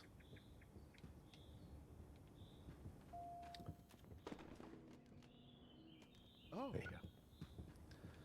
Drama. Drama. Action. Action. Romance. Sci-fi. Action. Drama. Okay. Hey, we're done for the day, bud. We're still at what are we at in throws? Hey.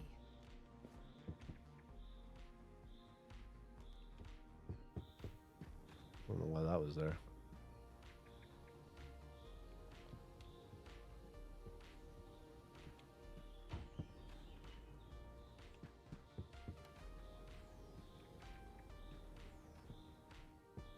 Sweet. Yeah, I'm gonna charge it. Thank you for being more careful next time. And accepting the fault. I don't think I ever had to pay for a damaged tape in my life, though, to be fair.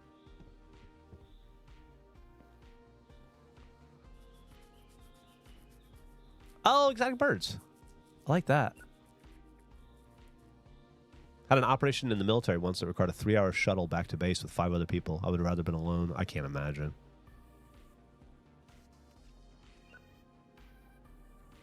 Just no food after midnight. Found out not celiac, but a very high sensitivity to gluten. Man, I hope I don't ever find out I have a very high sensitivity to gluten. Have you encountered a want to see the manager in this game? Yes. No, only ever when it's... I mean, I've had that interaction, but they don't say, like, I want to speak to your manager. They just say, like, that's ridiculous. I refuse to pay for this. But I've had it when I'm checking out, yeah. There has never been an interaction where they're like, I demand to see the manager, and I go, I own the business. Okay, well, that was a good day, though. What do you think we did? Not yesterday. I'm going to say we did 72 tapes today. 63. Okay. That guy only made $38. That doesn't seem fair. Can I give him a raise? 63.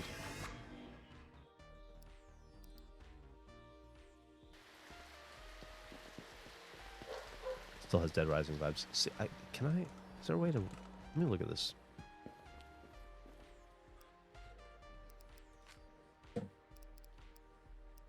So there's no way to...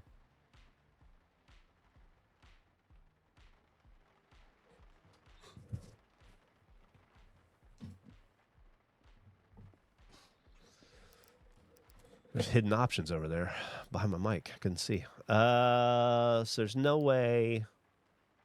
Can we just hire a second? See what happens. Yeah, you gotta be level 20 or higher.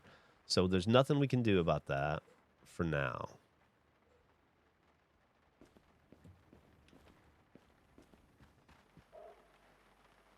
Still the same level.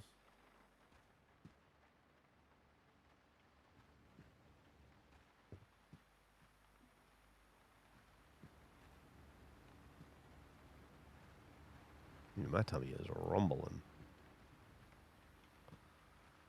Okay. I'm gonna have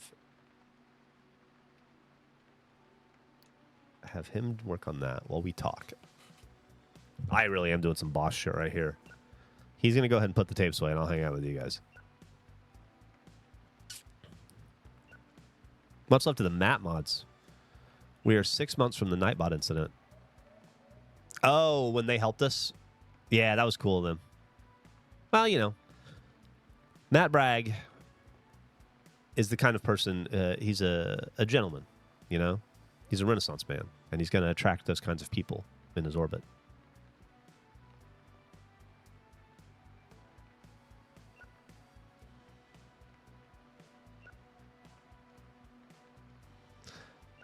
I read this as slippable chicken at first now, and I'm just thinking of sliding in a raw chicken covered in oil down your throat. You guys are doing some weird chicken perversions. My girlfriend fell victim to a dry socket. Dude, I remember them telling me that's what I had to worry about and, you know, look out for and guard against, but I didn't have it, thankfully. It sounds terrible, though.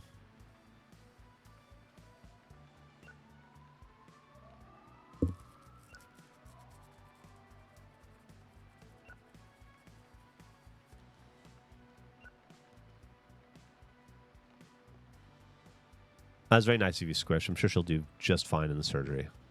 Before you know it, she'll be recovering, watching Totoro. Too early for lunch, says Beeford. I had a dry frozen waffle. I don't know why I'm still hungry. It's weird to be done. Like, it's weird to be, since April, there have been very few days since the diverticulitis in April that I have been free to eat anything. And I think today I can eat anything, which is nice. Happy to be there. I'm happy to be at that point in my life again where I'm allowed to eat whatever the fuck I want to. I think.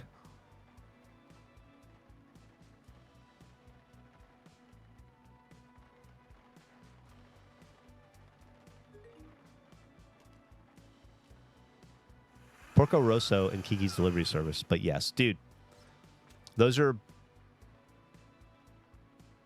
without a doubt my two favorite Miyazaki films. Yeah. I'd say Porco Rosso is probably my favorite, but Kiki's is a close second. Kiki's is a really sweet movie. But there's something about Porco that really is my speed. I also like Lupin as well, but Princess Mononoke is good. It's good. The only Miyazaki film I wasn't crazy about, I didn't see Howl's Moving Castle, but I wasn't crazy. And everybody's gonna be like, "You're an idiot," but it was fine. I didn't like Spirited Away like everybody else did. I thought it was just fine.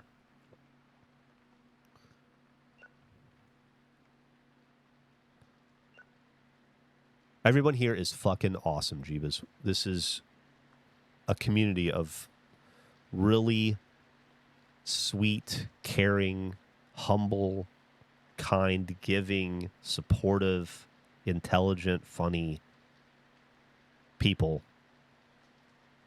And then this dickhead.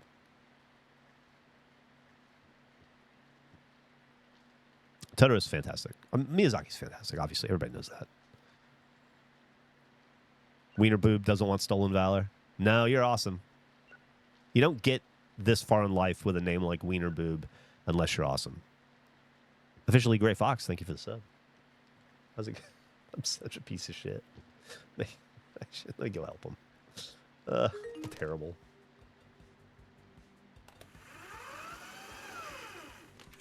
Dennis, I would give you a raise in a heartbeat if I could. I want you to know that. I don't know anything about your personal life here in this video game world, how you're doing, but I assume you'd be benefited. Fuck. What is that, 6? By having more money.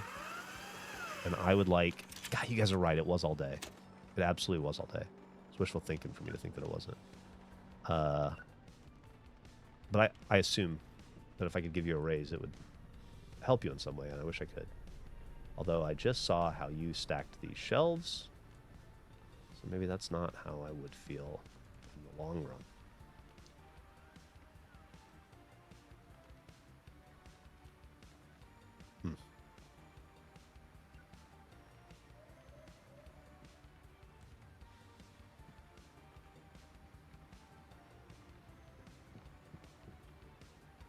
We're on a video age. Static, static, static. Okay, well, we're at that point where we need...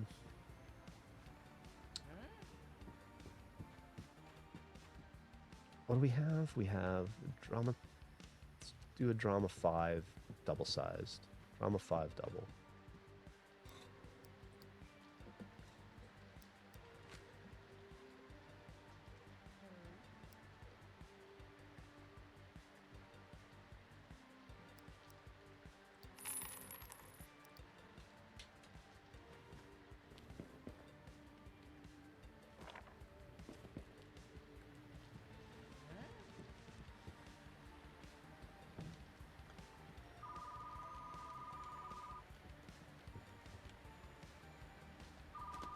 Fuck.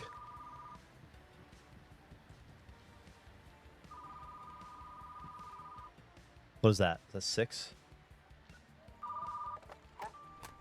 Don't even know.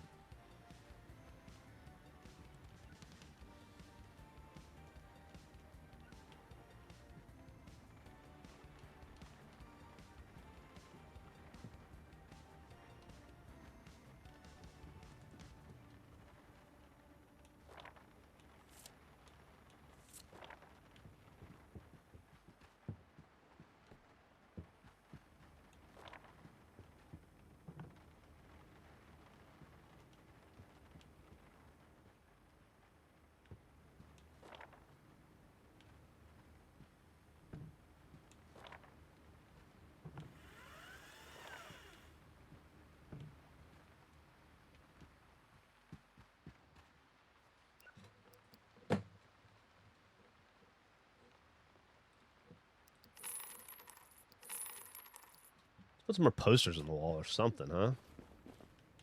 For Christ's sake. Let's get some fanfare in this place.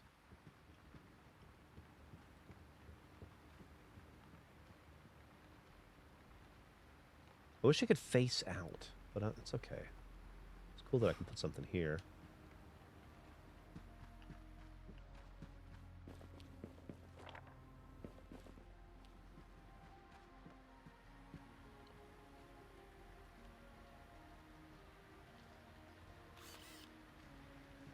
Good enough.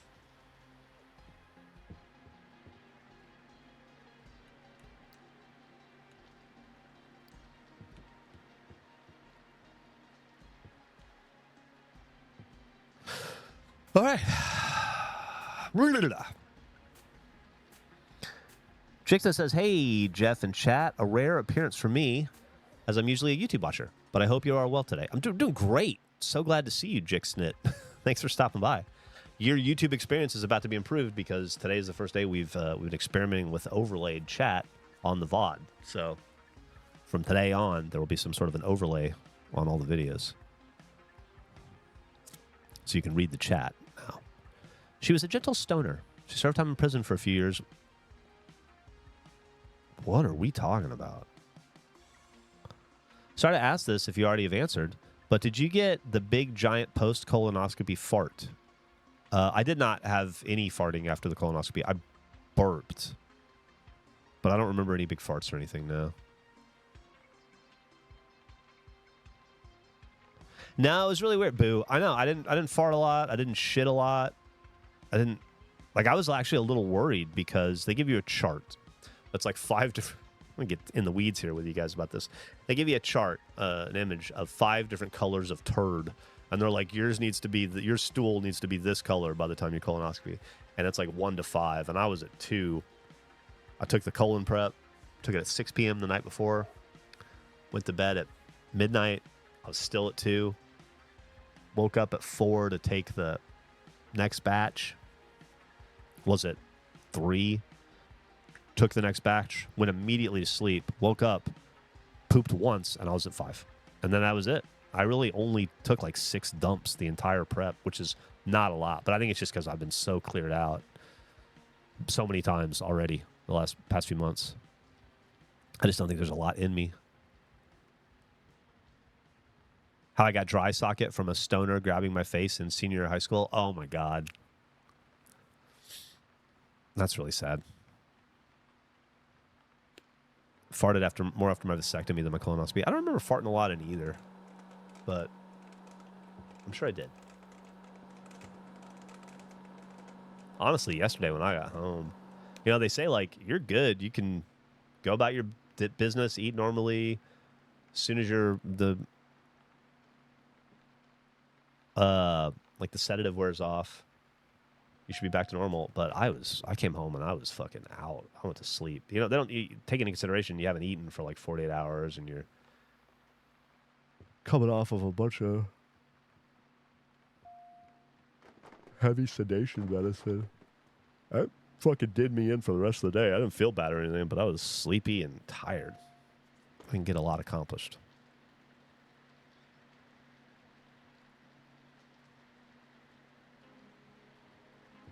Oh. Farting is part of the discharge checklist for an appendectomy. All right.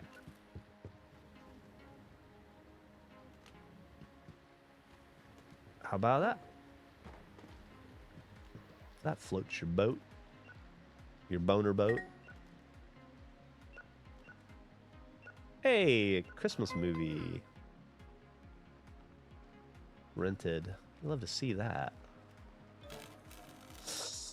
All right, so I'm going to put this in the back because someday I'll be able to fix this, is what I'm hearing. Okay.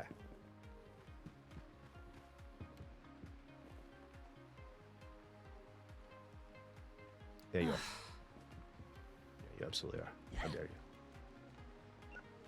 How dare you?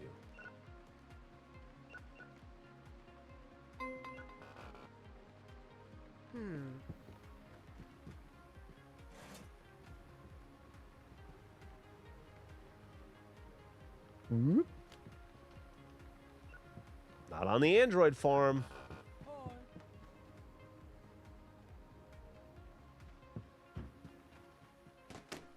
Is that 6?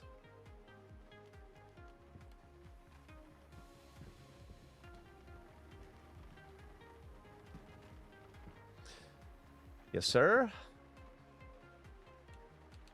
Not you. Right up in your grill.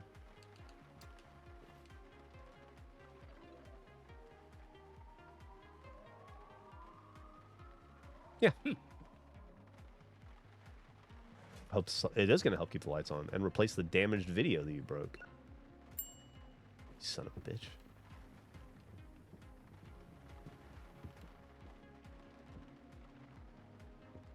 Uh-oh. That's always a bad sign. What do you got going on here? Is he in the bathroom? Yes. Can't hear anything. Here, well, let's fill in for them while they're gone. Those don't count as throws. Those were intentional throws to make room so I can do this. Aww.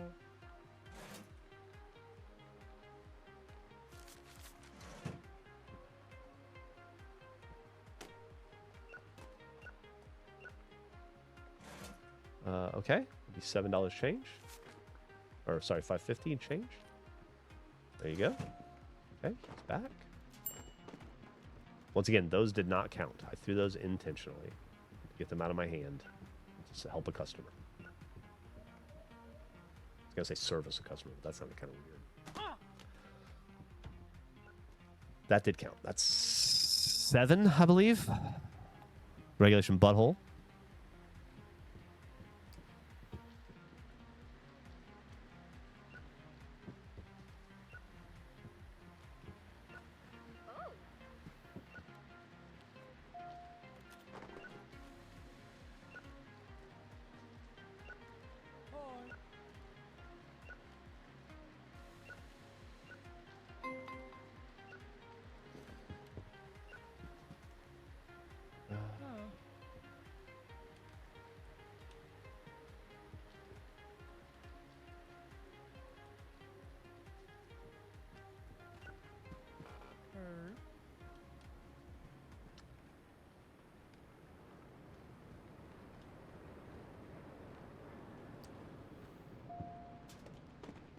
Oh, there you go.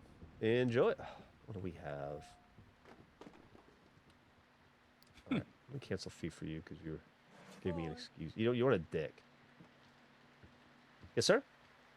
My reservation. Let me see what I got. Oh, here it is. There you go. I hope you enjoy it. I watched it last week. Fantastic film. You're gonna love it. Okay, we got everybody going well here. Here we go. All right.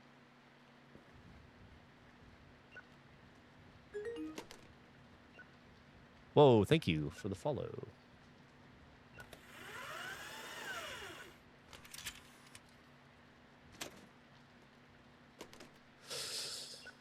What is that? What is that? Is that 8? If you play any replay any game for the first time, what would it be?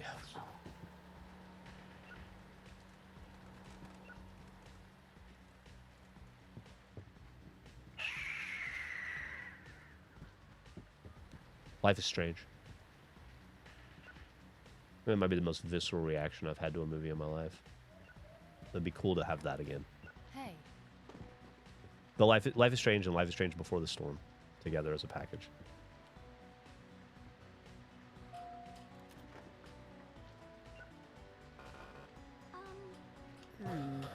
Gonna dip out to play some Hunt Showdown, but I hope the rest of the stream is good for everybody. You too, Baphomet. Hope you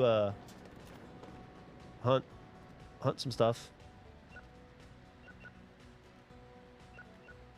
Fuck.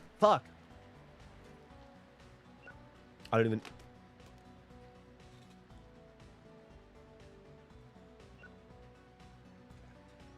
$11.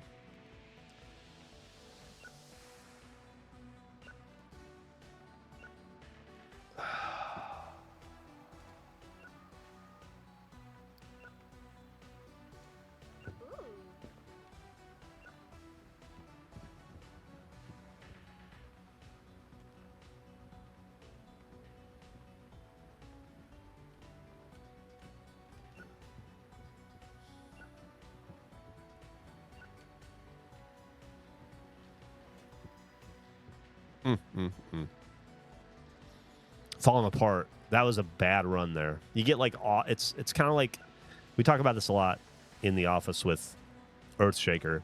You get like off track, off rhythm in Earthshaker, and then you're just fucked for a while. And it's like it happens to everybody.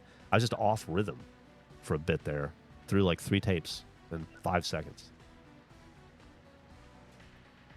The cinematic stick drift is the best. Yeah, I don't even want to get rid of it anymore at this point. I'm used to it. That was me doing it, but.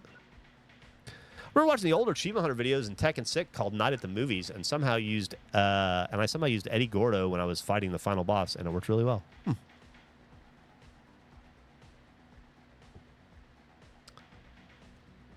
soon as these guys are done, we'll call it a day down here at the video store.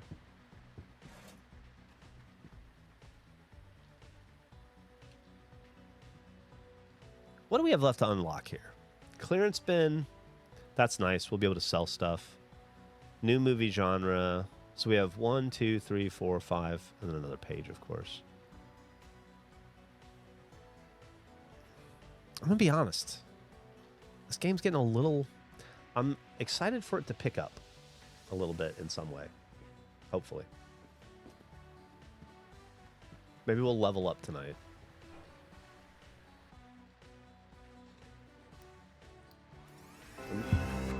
Well, here we go.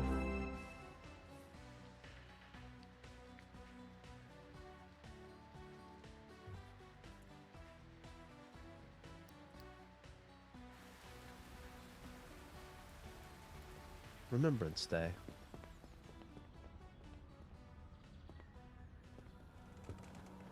Whoa. My light went off. Why did it do that?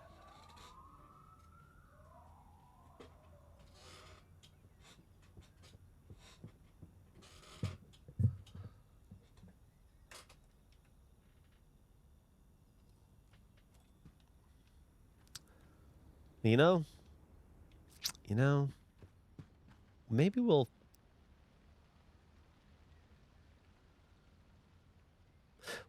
If we were to take a break from this game, play something else, what would we...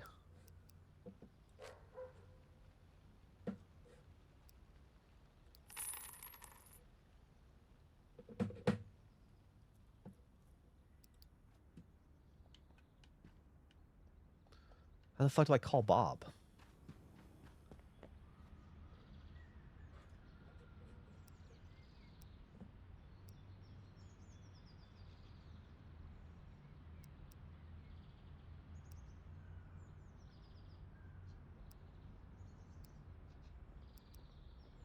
Let's just do the generic one for now. Okay. Okay. And then we have the clearance rack to deal with.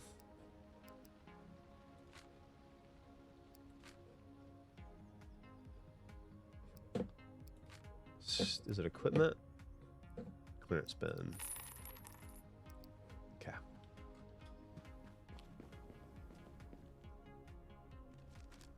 Nice.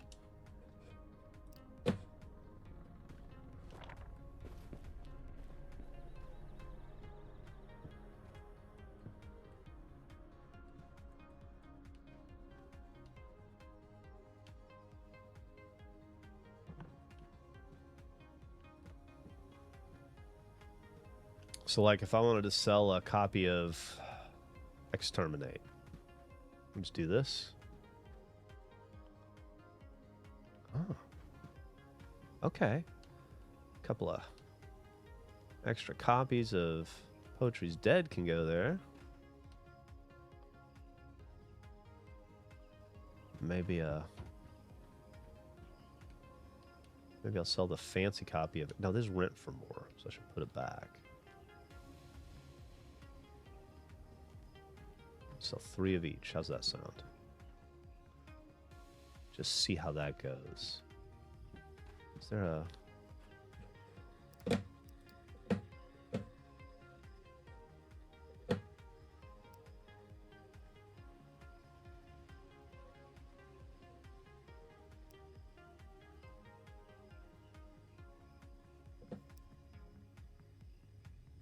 15 movies for $120.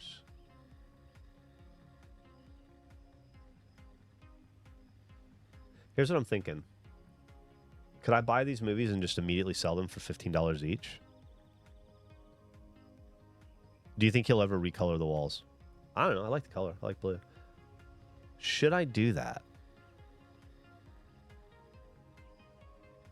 Why am I thinking so hard about this? Who cares? All right, here's what we got. So we paid less than $10 per movie. So if I put this in here, what does it sell for? $13. So what's 15 times 13?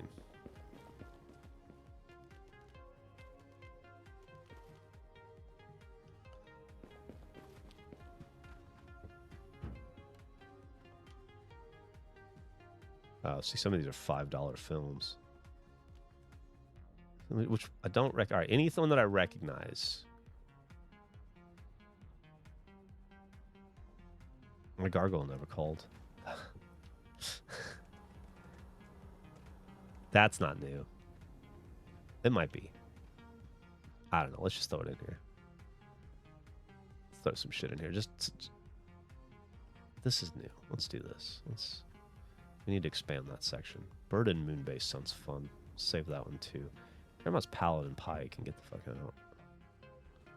Whatever that is. Yeah.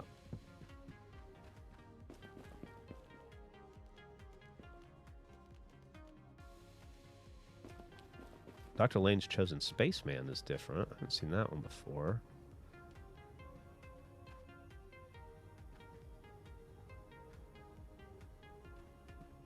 The Cup That Followed You Home. Okay. Add some more of these bad boys in here.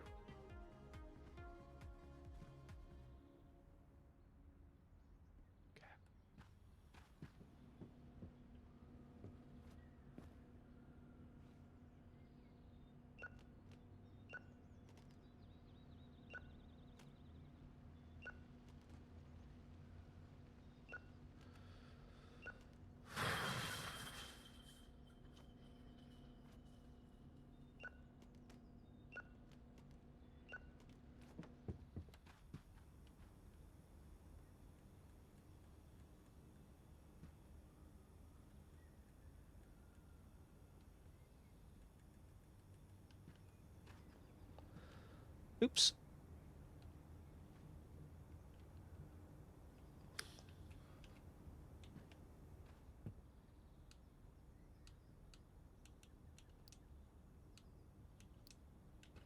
Let's see what Emily wants.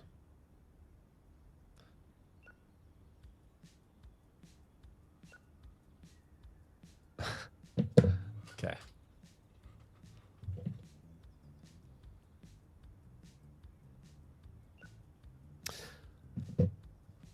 I don't get to use the delete hammer very often for a real reason, so a comedic reason is as good as any. I agree with that. Song of the day. Song of the day. That's a good question. Oh, yeah, it's after 10, huh? Been going for a little over 2 hours. Let's keep it rolling, though. Unless you guys are ready to get rid of me. Are you guys ready? If you guys are done, let me know. Otherwise, I'll keep going for a bit. I have to plumb the depths to find a song of the day. Because I haven't been blown away by anything lately.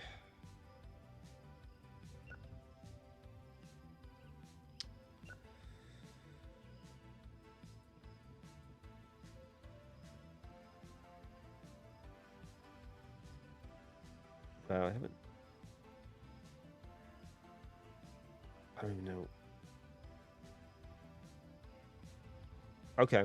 Here's a song, The Cold by Small Brown Bike. That's a good song. The Cold, Small Brown Bike.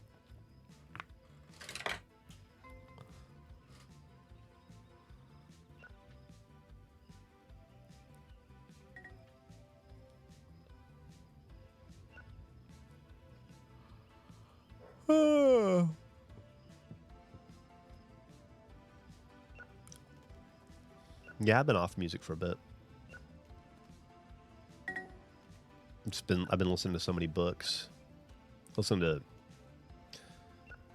2.5 books while Emily was out of town, in addition to physically reading.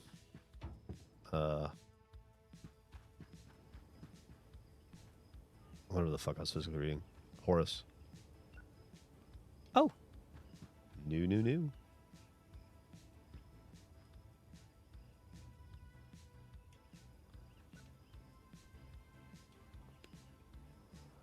Okay.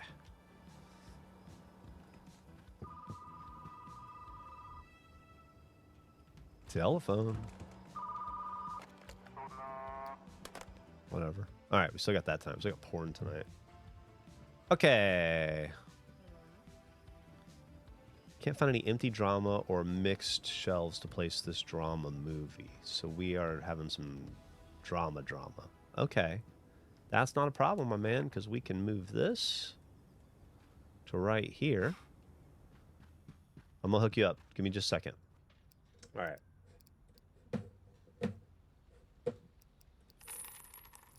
Give it a sixer. We are running low on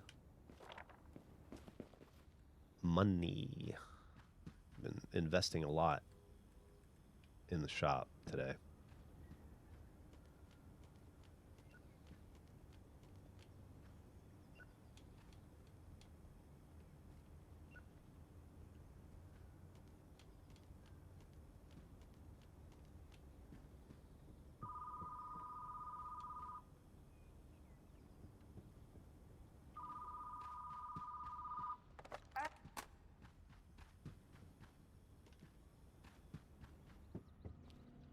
All right. Anyway, I could see us taking a small break from this game, switching over. Andrew told me about a game that I downloaded on Xbox that's... I can't remember. It's called Dispatch, maybe?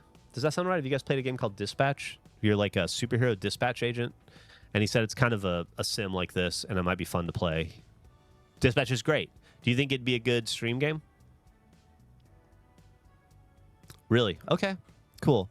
Well, I think maybe we'll run Alana Pierce's in Dispatch. Oh, wow. Small world. I think, does it have a PP in it? I don't know. I just know it's on Game Pass, I think. It does have nudity.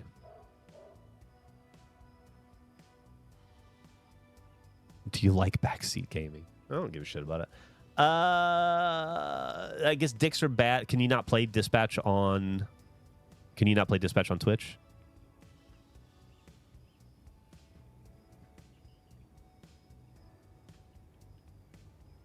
Maybe I won't play it. Maybe there's a way to censor it in the game. Streamer mode. Thank you.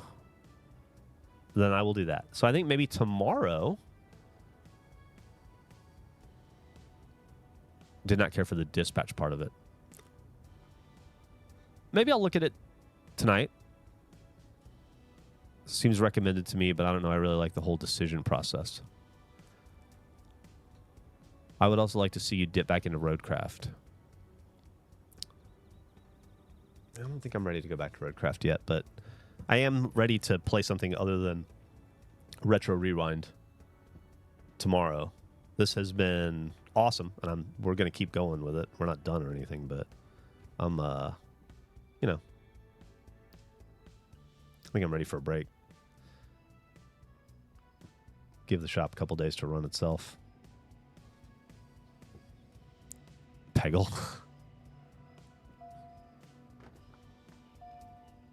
Dispatch is a media like Mortal Kombat where the majority of the fans consume it via YouTube compilations and not actually playing it.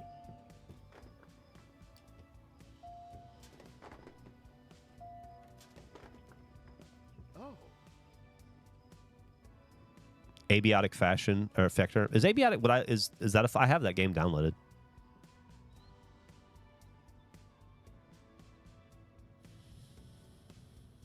Time to go back and see if Gas Station Sim is broken. Yeah, we could do that too. What if we went in tomorrow with no plan and just fucking see what happens? I don't know. Abiotic factor is great.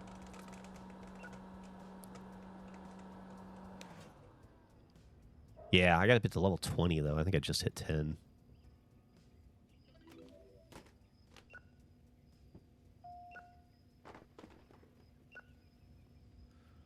Play 5 minutes of 20 different games. Hmm. Viscera is too gross for me. I have a stupid idea. You get an HVAC simulator, and we treat it like Don't Stop Talking, or everyone blows up, and I walk you through HVAC troubleshooting. Is that a game, HVAC simulator? I feel like we've mentioned it on the stream before, but is it real?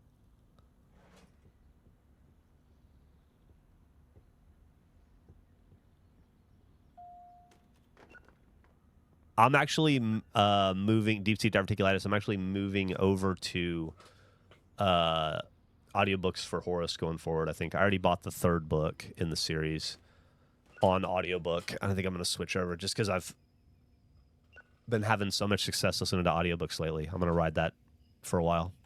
It's really helping speed through some stuff. But I'm not going to read, or I'm not going to listen to it until after Therist and some other stuff.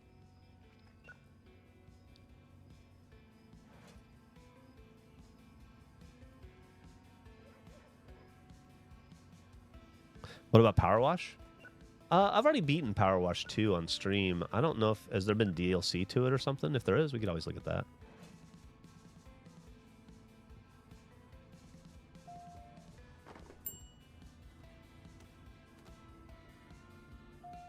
I've had a lot of... I'd say a lot of... I've had very little success. Hey. Oh, fuck. Yeah, hold on. I've had very little success with audiobooks in the past. I find that it's too easy for me to get distracted, and I have to re-listen and re-listen. And I really like to make mental pictures, and I really love the language of writing. And so I'm a much bigger fan of reading physically, but I also am a fan of getting through this list of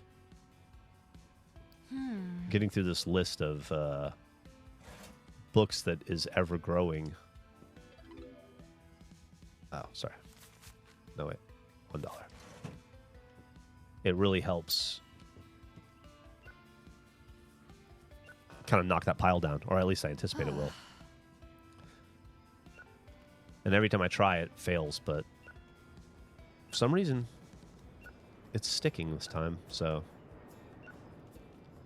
I think it'll probably be triple my reading output, which is really nice because I'm just behind.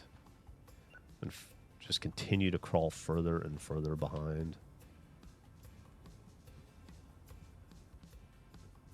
Which stresses me out. I don't want to be stressed about reading, you know?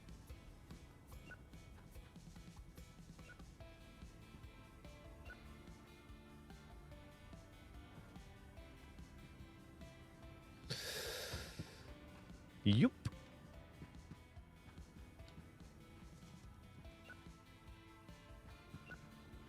We're pretty far into the day. Fuck. 12.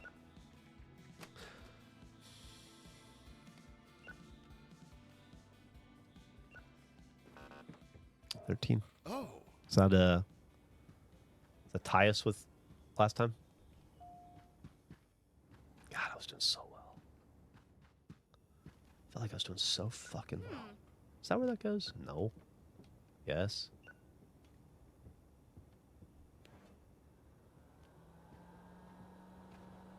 What's up? Die trying. There you go.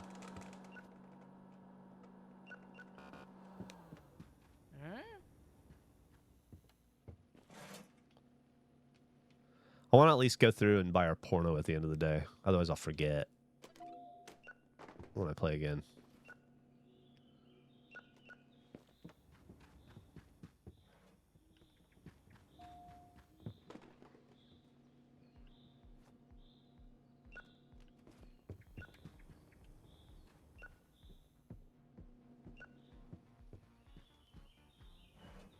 Doing spins.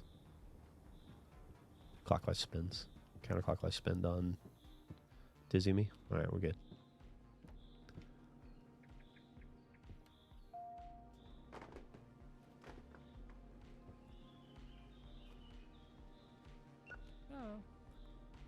The body...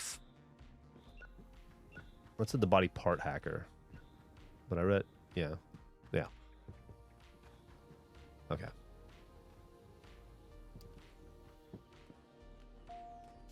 Oh. Okay. I bet some people miss their stalkers when they stop showing up. Oh, Jeff, just letting you know up front, everyone in Warhammer audiobooks has an English accent. Mine is like 4 characters, unless they have a strange ethno-Asian accent. That is a very distinctive voice direction that they were given by the publisher. Oh. Okay. Has the mask guy in the window come back? No, he was just there for that horror day. I couldn't figure out how to interact with him at all. It is what it is. It is what it is.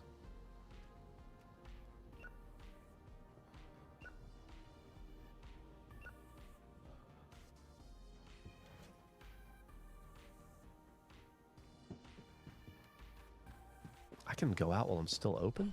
Oh, we'll let him do... Yeah, just do that. What we got? I already have a lot of this. Anything else? Fuck. All right. Well, we didn't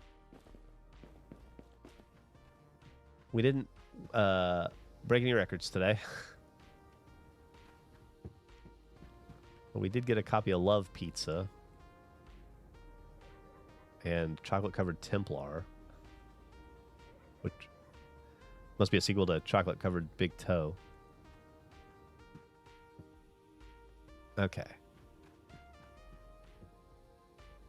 Make sure there's nothing, because he doesn't restock or anything. It's just going to be empty.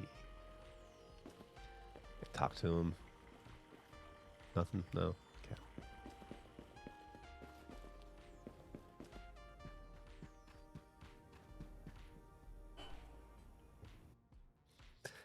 Decent day. Halfway to level 11. Probably take us 2 days to get there. Today's the 25th. Let's just look at the calendar, see what's going on. Just a normal ass day, bog standard day. Seems like a good place to save and quit.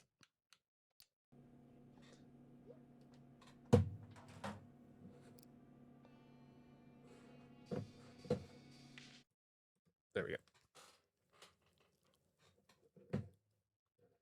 Huh. Oh, where did the... Oh, where's the chat now? It's still over here. I can move it over here. Maybe that works better. Tomorrow's my birthday. Happy to watch you stream after my 9 a.m. meeting. Happy birthday. Happy early birthday, Axeman 12. How old are you turning? If you don't mind me asking. If you do mind, I understand. Remember the copy of Therist you have is from the very first printing I did. I ordered a handful to give away to friends, sent that copy to you, and immediately found a bunch of mistakes. So have fun finding those. Your copy is rare. I will cherish it even more so, must love. Now I know that when it's when you become the next Stephen King or William Gibson or I don't know what author you identify with, but when you come the newer, better version of that, I'll have a really nice piece of ephemera on my hands. People will be jealous. 29. It's your last year of your 20s. Enjoy it. I say this all the time in cameos, but there is nothing better than 28, 29. You're essentially 30. You've got life. You don't have life figured out, but you're on your way, but nobody expects anything from you because you're still in your 20s. You're supposed to be a fucking idiot. You're not supposed to be a grown up till your 30s. So you have all the wisdom and intelligence of somebody who's lived through pretty much the entirety of their 20s, but you still have the cover of being in your 20s. So just enjoy that. 40 is the best. It's the best decade of my life in terms of, I think, maybe not externally, but just in terms of, internally. But 50's have been pretty good. 40s are great, though. You're going to love it. Must love. Happy birthday, Valiant Vanner.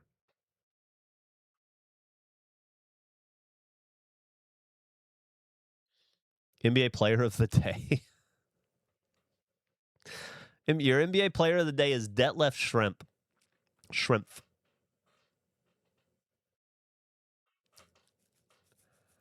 Just turned 50 and I still don't feel like an adult. Right there with you, Brian. Right there with you. It's frustrating, and one of the things that I wish I still had a dad to ask about, or I have wanted in the past to ask about, which is like, at what point do you feel like a grown up? Like, what point do you feel grown up? At what point do you feel like you should be responsible for you, and not? Because I still am not there. I still don't feel smart enough to be an adult. It's weird. I heard it was when you have kids. It's not. I mean, it definitely changes you, and it definitely you feel. I mean, I feel like a parent. I feel prepared to be a parent. I feel like I got that on lock. I just don't know how to be a grown up. I don't know how to parent myself, which is something you got to do. I just don't feel.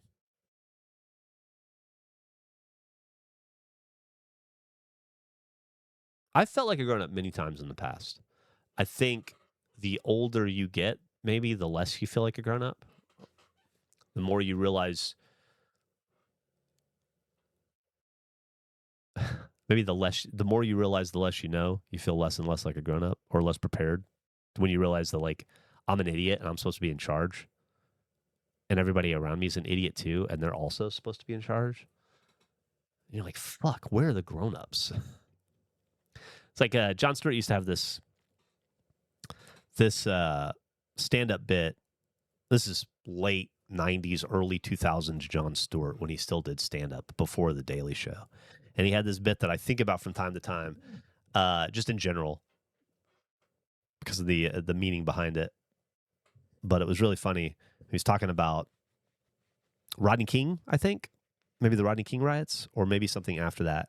And he was like, you're in the streets in New York City, and you're yelling, and you're like, yeah, fuck the police, yeah, fuck the authority, fuck the police, fuck the police. And then you see somebody next to you flip a car over and set it on fire, and you go, holy shit, where the fuck are the police? Where the fuck are the police? And that's kind of what it's like to be 51, as I'm sitting around going, where the fuck are the police? You know, where are the people that are supposed to have this figured out?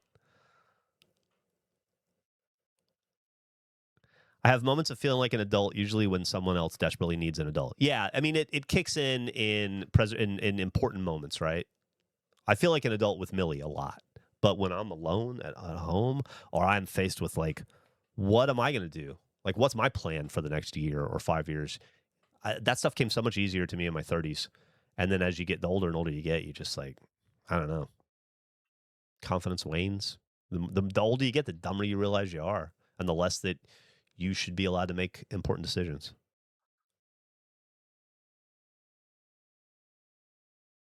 You were the there's moments that I become an adult, like when the rat shit fell on me. You go into, like, protective mode. I also feel like an adult when I need help with something and I have no one to reach out to.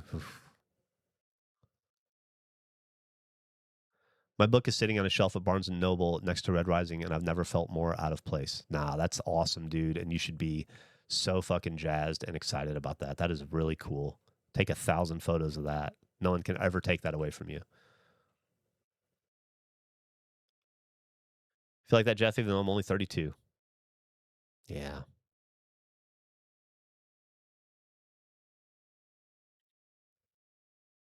Has it been 30 days since you last changed that filter?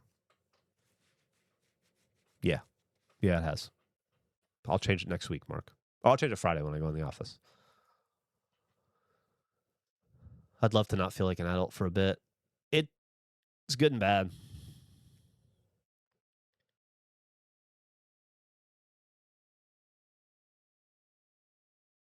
I definitely felt like an adult. Well, I felt like an adult at many different times in my life. Certainly when I was managing other people and in charge of that. But, like, when it's just like, it's just you and your day to day, I don't know. T800 Rad was laid off last week and not handling unemployment well. I default to doing nothing. I know I have shit to do, but it's hard to treat this, not to treat this as a vacation. Well, first off, I'm sorry you got laid off. That sucks. But maybe Yeah, I don't know. Everybody's different. I might allow myself a week to just heal. That's a traumatic thing to get laid off. And no matter how you feel about it in the moment, it's going to affect you. It's going to affect you. You may not recognize it immediately, but in the back of your head a little bit. Uh, you should allow yourself some time to just process that and figure things out. You're not expected to have your next move figured out immediately. Some people do. Some people are able to look at it and go like, hit the ground running, you know. And then other people, and it varies from situation to situation, right? This may be a situation where maybe you just need a fucking week to catch your breath, and you shouldn't feel bad about that. Don't beat yourself up about it. You know that when it's time to buckle down and hit the streets and take it serious and figure it out, you will. But maybe you just need a week to exhale. They let off 500 people in an email. That's a shitty thing to go through. That's a really impersonal and shitty thing to go to that I can imagine would have some psychological effects and some emotional effects and would make you question your value, which you shouldn't. It's a very cold and impersonal way to be let go. And I'm sorry to hear that happened to you in that way. And I wish that wasn't the case for all of those 500 people, but it is. And I think you probably can give yourself a little bit of grace for a couple of days to just be like, fuck, I'll figure it out next week.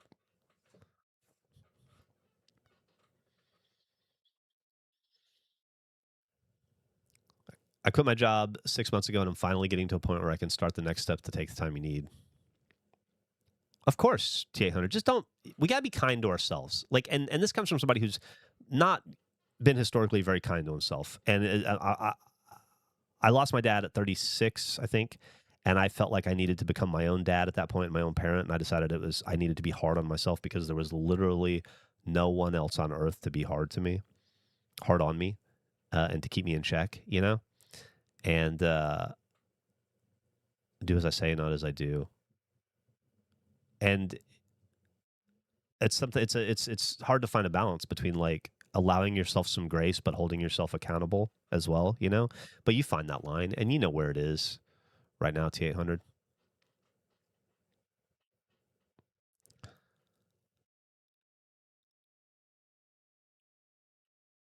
Overcorrecting from the ADHD, probably.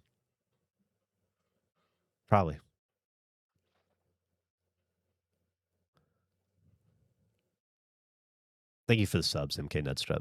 You're an awesome person. Really appreciate that. Worst layoff meeting I've been a part of. I'm in the layoff club. I do have experience with this. I got laid off from Rooster Teeth. That was a layoff. Huh.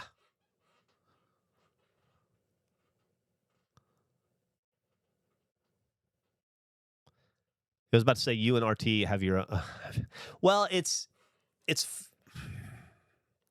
the business went under, and so sometimes I don't think of that as a layoff as much as just like an end, but it was technically a layoff with severance and stuff, and I just don't think about it in that way because we started regulation the next day and kind of just kept the ball rolling, but we also had 45 days to prep and ramp that up and prepare and get that going, and a lot of help along the way. But yeah, so I don't know. I forget that I was, yeah. That sucks. Now I'm remembering what it felt like to get laid off. I cried a lot. I don't know about you. Did you cry when you got laid off? I certainly did. I got no severance from my last jobs. I was only there for like 7 months before they did layoffs. I cried a ton. Yeah, me too, Don Quixote. I'm sorry to hear that, Revtastic. That sucks. I can't complain about my severance from Rooster Teeth. They took care of me. They didn't take care of everybody, and I wish they did, but I was taken care of. Sometimes you got to fist fight that voice in the back of your head saying you aren't doing enough or making progress fast enough. I mean, it's tough, right? That's what I was getting at earlier, Valiant, with my dad thing. It's like I had a real hard time finding the line between fighting that voice and listening to it and knowing which was appropriate at which time. I'm at almost 21 years. I'd cry like a little bitch. Yeah, I was at 20,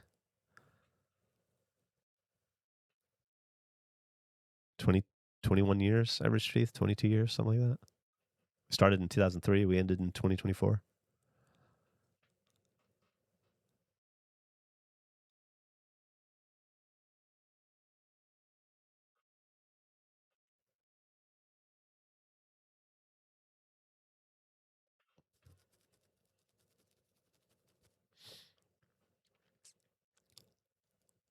Fine losing my construction job.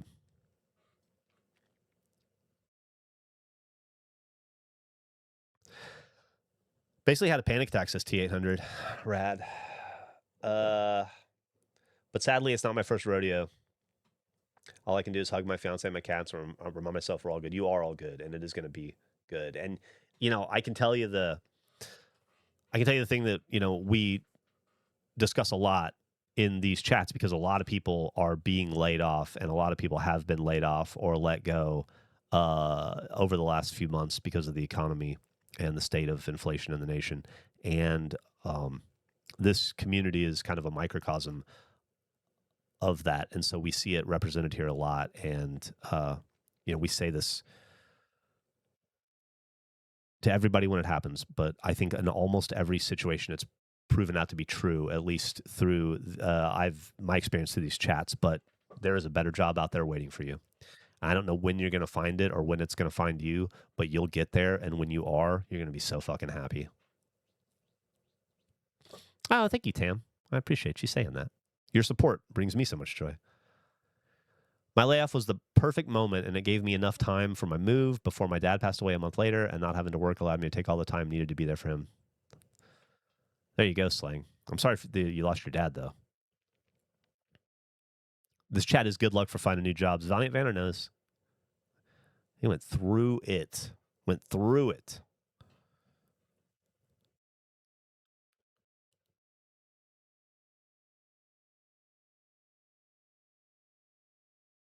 I feel like Mark right now with Jeff ignoring me. Who said that? What's up, Marnette? What I miss of yours? Last time I got laid off, I wound up watching this asshole stream, and now I mod for him.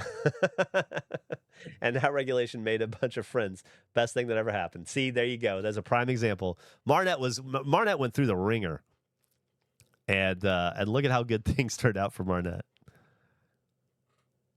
I'm scared of my dad passing away. Y'all are stronger than me. It's a scary thing, Spicy Melee, and it's you're scared because of how much, obviously and unconditionally, you love your family.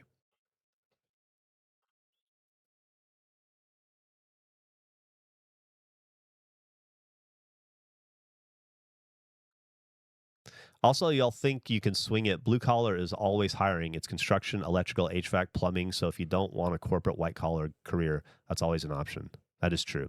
Plumbing in specific, I think we are facing a nationwide shortage in plumbers. Plumbers and electricians are going to be very important job. Already have always been. Let me roll that back a second. Have always been very important jobs, but are about to become more critical because of shortages in the workforce.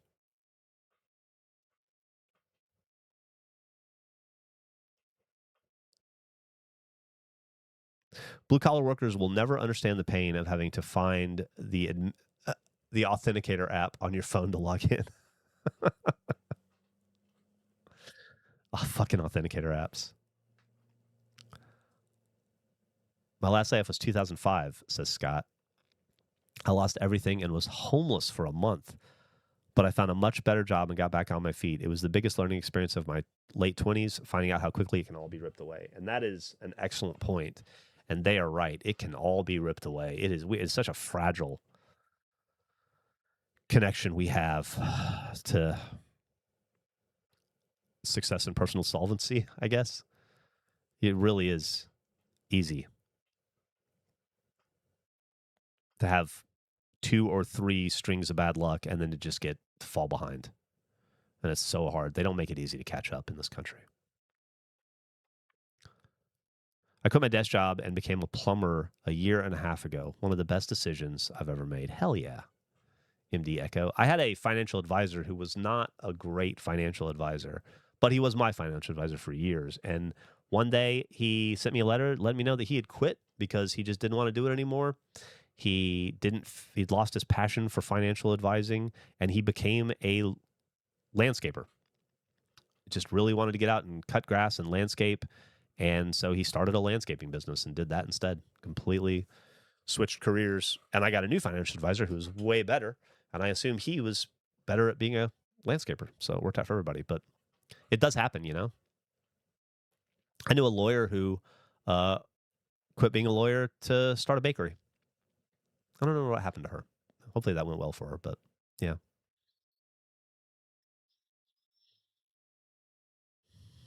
Unfortunately, more and more manufacturers are starting to use mobile apps in their equipment. So you need a smartphone to at least diagnose and program some of these more complex HVAC units. God, I can't even use my garage door opener without an app in 2026. It's ridiculous.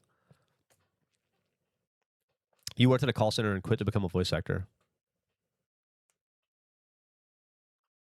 Yeah, I guess so, in some ways.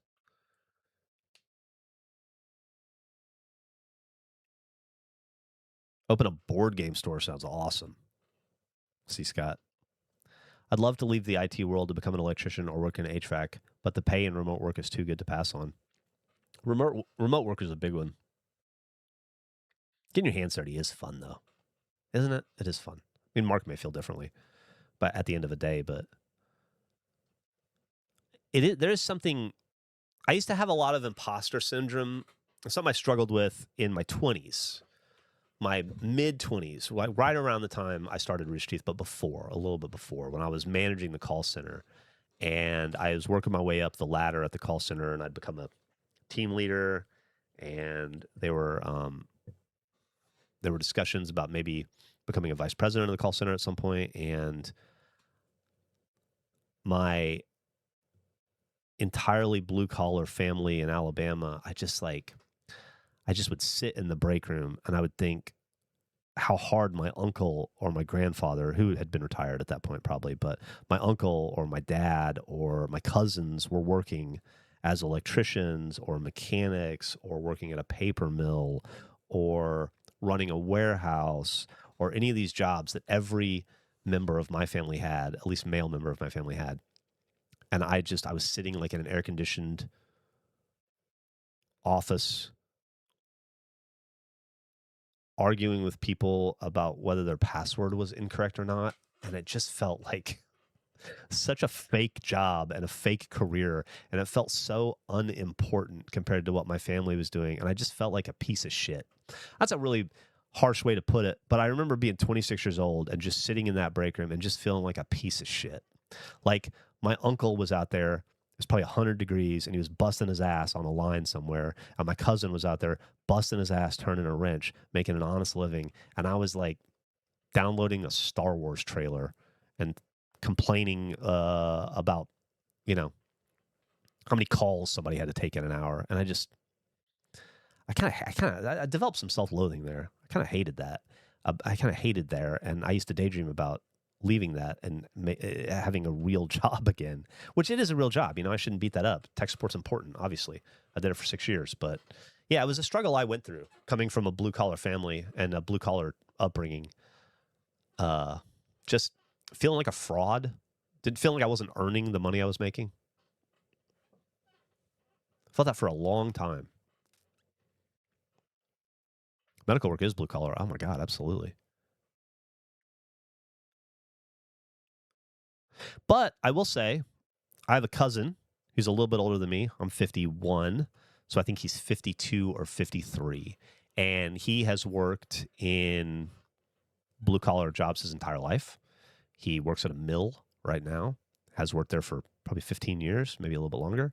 And he, for the first time, got promoted off the line and into pseudo management, purchase ordering, that kind of stuff. He's no longer turning a wrench, and he is behind a desk at a computer. And I got to hang out with him last year, about 3 months after he got the job. And we were talking about it. And he told me he had never been tired like this in his entire life, and he didn't understand how he could go and sit in front of a computer for 8 hours and have that be more exhausting to him than being on the line turning wrenches, and that he just had no appreciation for that other side of the business until he had to do it, and he realized how mentally exhausting it was, and it was a kind of tired that he'd never been, and he learned an appreciation for it. So I guess it goes both ways is what I'm saying. I guess it goes both ways.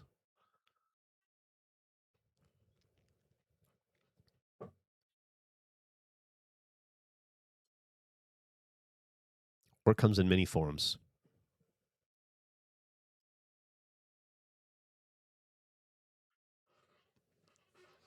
Well, people that work shouldn't struggle for money. People shouldn't struggle for money. I agree with that. The brain needs to be exercised just like any muscle. Mark's right. But I was nice to hear because my cousin is one of the people that I always felt a little guilty about. Like I always felt like he worked harder every day of his life than I did. And it wasn't fair that I was like achieving a level of success that I was in comparison to other people I knew or was related to. Not that people in my life aren't successful. They are. It just felt like an imbalance between like how hard I felt like those people worked and how the benefits I was reaping from my work. And even all these years later, 30 years later, after having that internal struggle or dialogue with myself, it was nice. It felt like a little equilibrium shift when I had that conversation with him. And I feel like we, you know, balance things out. All work is valuable. All labor is skilled labor. Malignant Girlboss says, your work is not determined based on your work. Your worth is not determined by your work, your pay, or your ability to provide for others. I completely agree. It's hard. It's one of those things that is easy to intellectualize and hard to feel, you know? It's easy to know it's true. It's hard sometimes to feel that truth.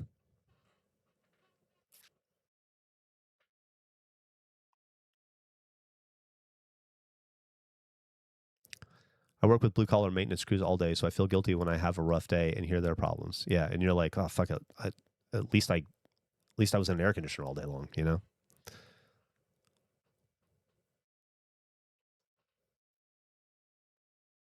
I also just come from a family that works just since an early age, as long as I can remember.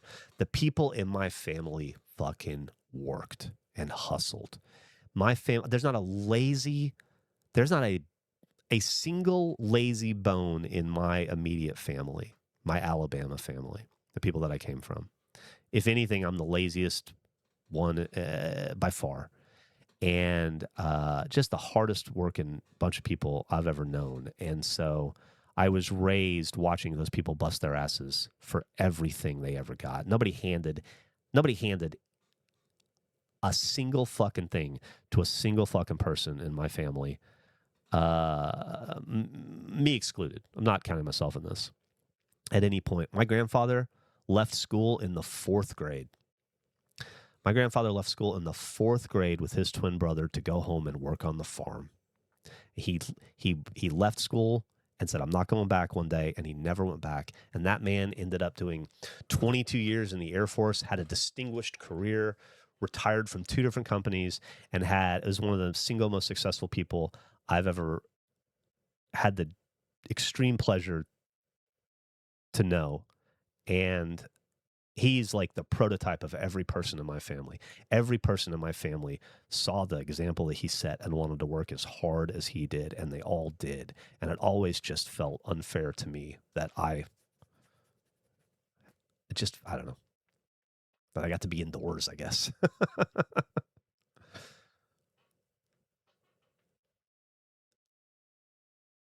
I've listen, Braxton, man, I've had success beyond success. I'm at a point in my life where I mean, I feel exceptionally fortunate in every way, in every single way. I feel exceptionally fortunate, but I just talking about how the struggles that I had internally, I don't feel this way now. I've reconciled and come to terms with this over many years, but these were things that I processed and dealt with early on, especially in the early days of Rooster Teeth and Red versus Blue, when things were taking off and we were achieving levels of success and fame that I didn't think I'd get in the same ballpark as in my life. I didn't expect to do anything other than, I don't know, be a punk rock Jack Kerouac is what I thought I was going to do. Jeff's bank owns a home, but with fart jokes.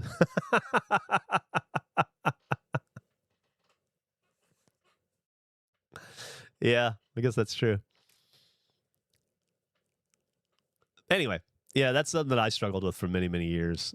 So I don't even remember how we got on the subject now, but I hear you. I definitely did not feel like I deserved my success for a very long time. I didn't feel like I just felt like, and probably why I developed such an unhealthy relationship with work is that I just felt like I had to work harder and harder and harder and harder and harder to feel like I could justify my success to myself, if that makes sense. I love you guys too. I am a Red Wings fan. I'm a huge Red Wings fan. Well, huge, I say. I've only been into hockey for about 3 years, but I'm really, really, really enjoying it. Oh, that's okay, suspect. I'm glad you can make it. And this will be on YouTube tonight at midnight. I'll upload it tonight anyway.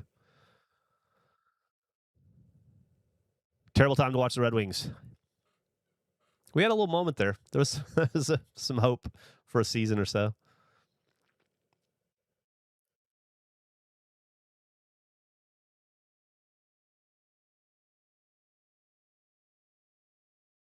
I've been struggling hard at work. It feels like every mistake will result in me being fired, even though there's no evidence of that.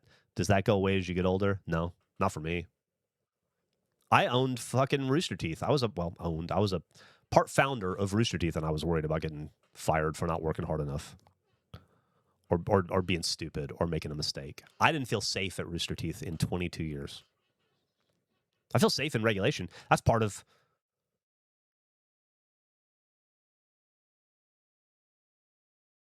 I feel safe in regulation.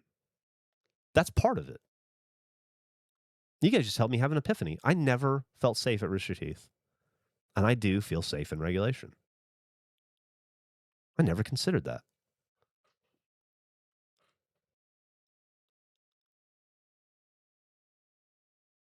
I had nothing to do with Gus, Mark. It's more of, for the first 7 years of Rooster Teeth, 6 or 7 years of Rooster Teeth, I went to work every day thinking this could be the last week, because I can talk about this stuff now, but there was a period when the Halo movie was coming out, or was going to be made, but the Neil Blomkamp movie was going to be made. And when that was happening, Microsoft told us, like, we're going to have to shut you down for a period of, like, I'm pulling numbers. This is imperfect memory, so some of this could be bullshit. But they were like, we're gonna have to shut you down for a period of time. Like, you won't be able to sell DVDs or make episodes or anything for like maybe 6 months before the movie comes out to like 2 years after the movie's out. And we were just waiting for the call when they were like, turn it off, And I lived like that for like 6 years, just going to work at Rooster Teeth every day, wondering if today was the day that Red versus Blue ended because of a movie or because of some other licensing deal. It wasn't our intellectual property, even though we had a phenomenal relationship with Microsoft and Bungie, and then eventually 343. And they shepherded us through the licensing process, and that we wouldn't be anywhere without Pete Parsons and those guys at Bungie, who helped us navigate the early days of Microsoft phenomenally helpful, and helped us do what we do. But it was always with the understanding that this could go away at any moment. And I lived that way for so long. And then after that was over, that subsided a little bit. We sold to a company, and then I was no longer. And from the moment we sold to Full Screen, I was worried about losing my job. From that day on, 2014, whatever year that was, I was no longer ultimately in control. even if I wasn't before, and I just felt the illusion of it. There was maybe a window there, maybe 7 to whatever 10, 11 years where I felt pretty safe. But then once the acquisition happened, and then it was just constantly being jostled from company to company. There was never a moment where I felt job security, ever. Also, it's crazy to think about, you work in entertainment. Entertainment is a fleeting gig-based industry. Because you have a success today does not mean you will have a success tomorrow. Because Red versus Blue is a hit does not mean The Strangerhood will be a hit. Case in point. Because you have a track record of a few successful projects doesn't mean you will continue to find success. And it's definitely not a given to have a long career in entertainment and in any form. And so I don't know that anybody that works in entertainment in general that feels a lot of job security because of that, because it's ephemeral, because the worth of my career is completely and totally in your hands. And so not a career you go into looking for job security. And I certainly never had it. Makes sense that regulation feels safer as you aren't tied. Yeah, and it's just like the 5 of us, and I feel like I'm in control again. Not in control. I mean, I'm 20% in control, but it's just I have my head wrapped around it, and I feel like we have a healthy relationship with each other and with y'all and with the content. And I don't.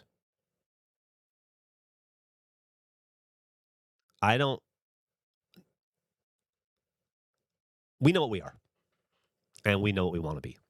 And Rooster Teeth wanted to be a lot of things. And I wanted to be some of those things, but I didn't really want to be all of those things. And that was okay because Rooster Teeth was more than me. But when, your company grows to the point where you're making a lot of products or productions or things that you're not directly involved in, or even that aren't your passions, that doesn't mean you don't like them.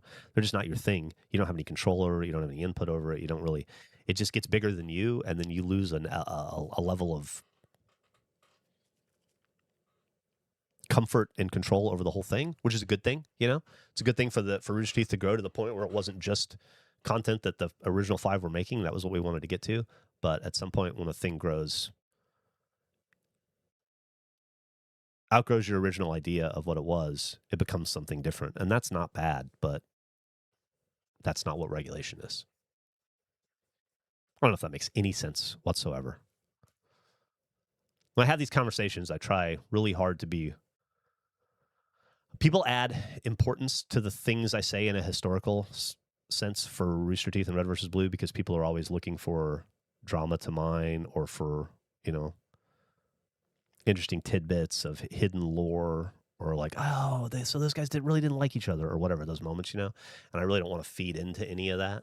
So I'm very careful with my words because I don't want to sound like I'm disparaging any past production or person in the company because I'm not in any way. And don't feel that in any way, When I buy regulation, I'll make sure you're still on board of directors. Thanks, Mark. Oh, that's awesome. Getting compliments on your shirt, Rob? I love that. I don't want to work anywhere where I don't want to know everyone's name. I agree with that, Wongus. But I think maybe that's why I feel a level of safety at regulation that I didn't feel at Rooster Teeth. It's because, I didn't know.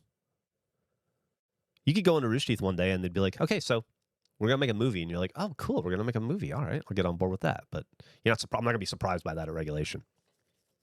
I'm not going to go like, oh, I guess our priorities are shifting. Cool. I'll shift along with it.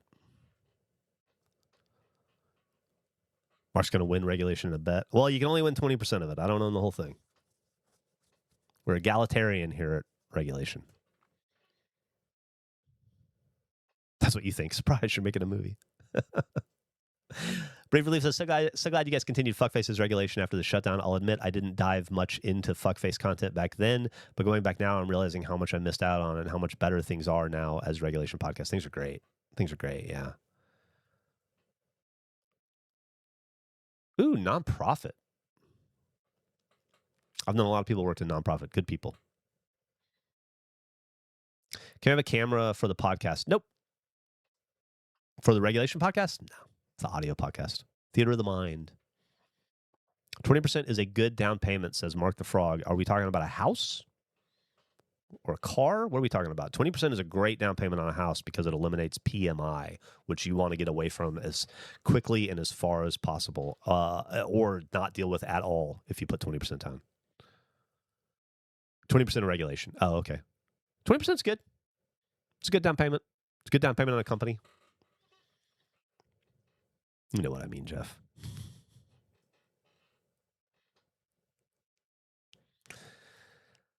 PMI is an insurance that you're forced to take out on yourself. It's like $150 a month if you buy a house and put less than 20% down on it. And you have to pay it off until you have to pay that insurance until you're at 20% down on your house, and then you don't have to pay it anymore, but they'll make you keep paying it forever. And if you're not smart and you don't realize, it's a scam. But anyway, I was being obtuse with Mark. Do y'all think I have a Southern accent?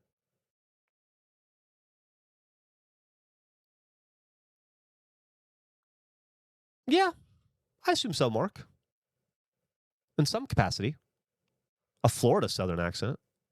Braxman says no. I consider a Florida accent to be a Southern accent, though, as somebody who grew up near and also lived in Florida twice. You do type ja, which would makes me think no, but I think you can. I don't think you can. You've been living in Florida your whole life, right, Mark? I mean, I know you were born in. Were you born in Maine? Mark, were you born in Maine? Is that the Northeast place you were born?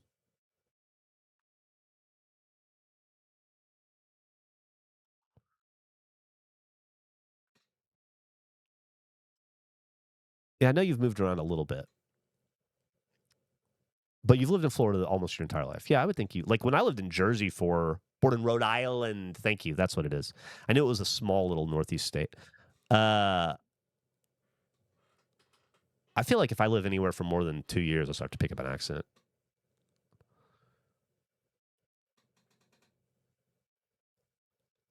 There are so many Southern accents in general. As someone who grew up on the Gulf Coast and has lived in Alabama and Florida and Louisiana and Texas and has my entire family's from Mississippi and I've spent a ton of time there. There's such a variety of accent amongst Southerners. A Georgia accent is very different from a Mississippi accent, for example.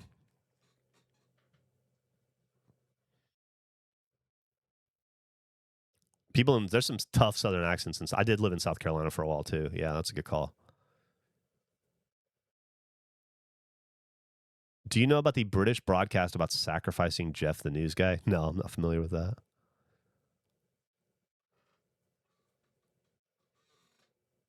Oklahoma, Alabama.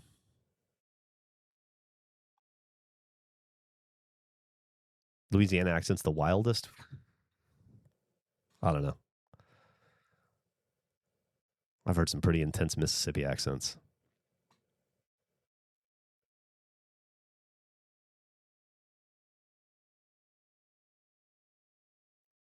Midwest accent, which is just almost no accent. I can hear a little Midwest twang in a Midwest accent.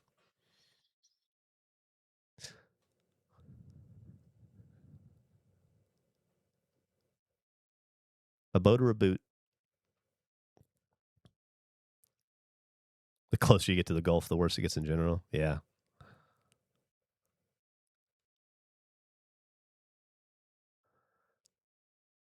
West Texas accents sound like fake movie accents. Ozarks, there's some accents.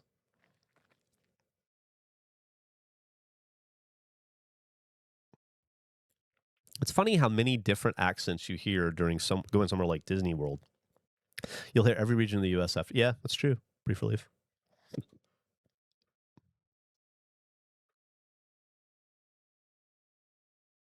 No, I've never seen that Flat Earther.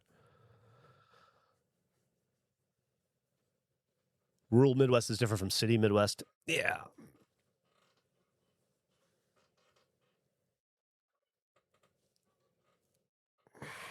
I would have no idea what people when I was in the Army, I deemed to eliminate or eradicate my own Southern accent. I spent about 2 weeks in basic training, surveyed the situation, and realized people with Southern accents got it worse than anyone else. And so I was like, I got to break myself of my Southern accent. And it was easy because there were so many people. My bunkmate was from New York. You know, he was from the Bronx, I think he was from. And so I was able to shed my Southern accent really quickly. And I just never picked it up again. But Jeff has a twang, but like mustard mixed with mayo, not like Tabasco and mayo. But anyway, after I dropped my Southern accent, people always thought I was from California, which was weird to me because I'm certainly not.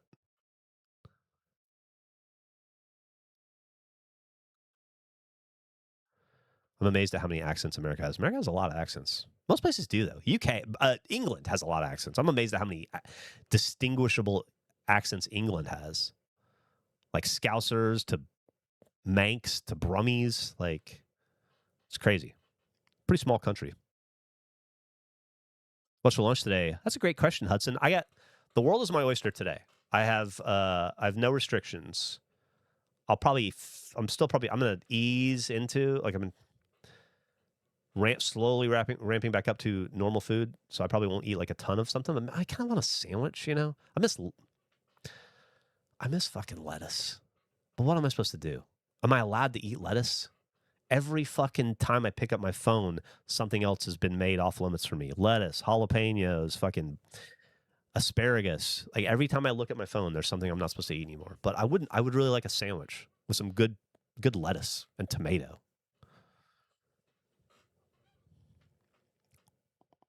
I don't I don't know if there's pastrami near me, Deep Sea. I don't think I'll go far from home today. I tend not to leave the house if I can, or at least leave the neighborhood if I can afford it. Afford it. I can afford to leave the neighborhood, but you know what I mean. If I can avoid it.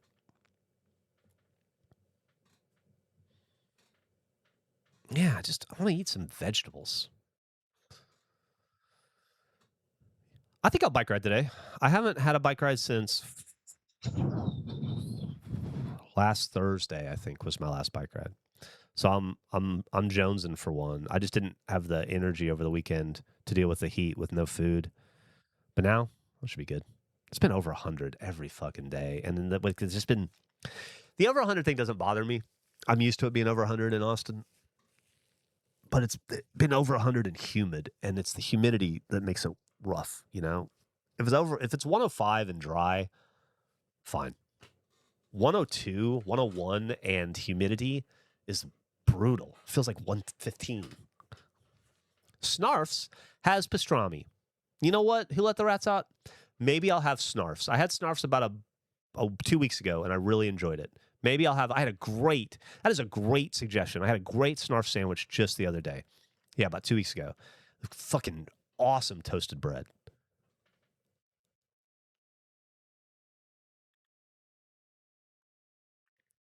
Do your ears get sunburned? No. But I will say this, Mark. I do put sunscreen on before I go for a bike ride. I do my face and my neck and my ears and my elbows and my knees because that's what's just like baked.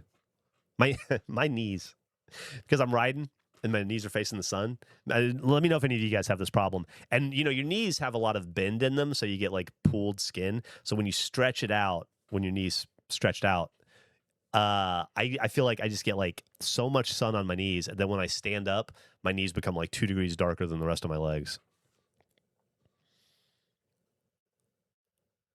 Hudson City will be in Austin in October. Any card shops you recommend? I've been going to Card Traders of Austin for years.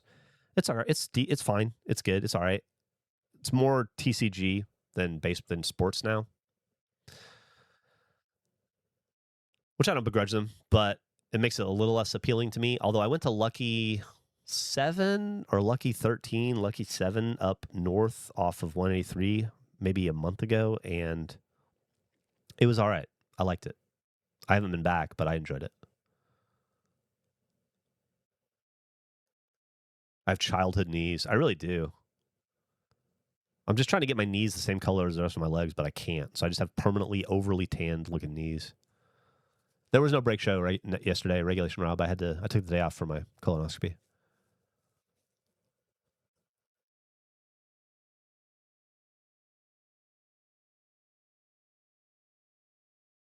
But I have some stuff for the break show coming that I'm pretty jazzed about. So looking forward to doing it.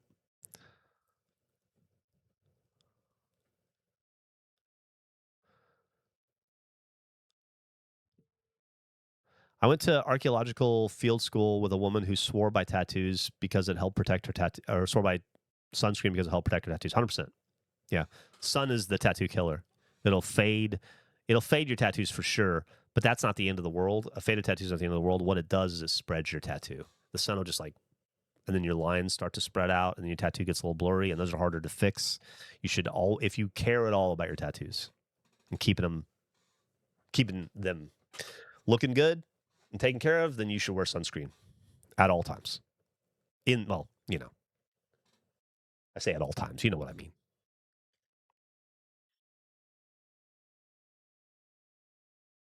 When's the last time y'all had a knee scab? All the time. My legs are constantly scabbed up. I have I'm a perfect mix of clumsy and still 15 in my head, and so my legs I haven't had a non-cut up scabbed up leg in 30 years, maybe ever. Emily was looking at my legs in bed the other day, and she was like, "What the fuck have you been doing?" And I was like, "What do you mean?" She's like, "There are so many cuts and nicks and scabs on your leg, up and down." And I was like, "I don't know, I'm just being a dude."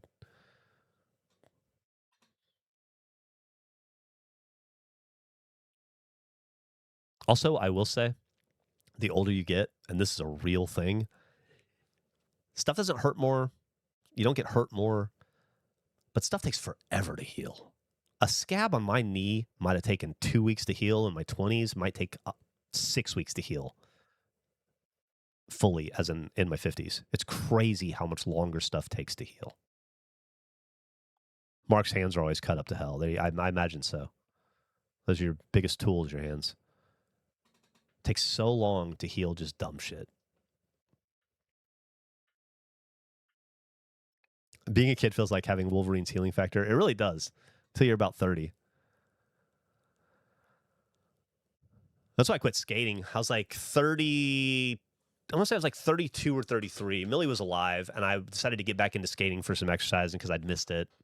And I sprained my ankle, and it took like a month to heal. And I remember thinking, like, this is different.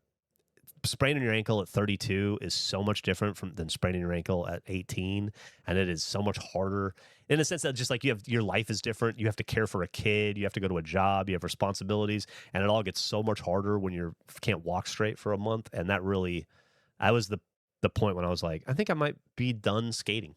I think I might be done trying to shake these injuries off.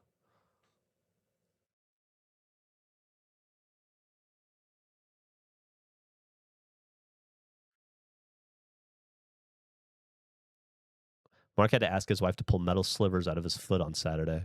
By the way, Mark, congratulations. Your family's home now, right? You've got to be over the moon to be reunited with your family. I hope they had an amazing vacation. Did they have a good time? Did they miss you as much as you missed them? I'm sure they did. I bet you feel complete and whole again and you're probably on cloud nine. Some injuries become lifelong pain when you get older. That is fucking true. That is true. And then you find out you hurt some injuries you didn't know you had. You do a dumb thing and you're like, whatever. And then 15 years later, a doctor goes, this probably happened. Did you, I don't know, compress your back in a way by jumping off of a second story of a warehouse with no shoes on and feel yourself hurt like snap something in your back 15 years ago and then ignore it. Did anything like that happen? And you go, actually, yes. And they go, well, 15 years ago, you hurt yourself, and now you pay for it.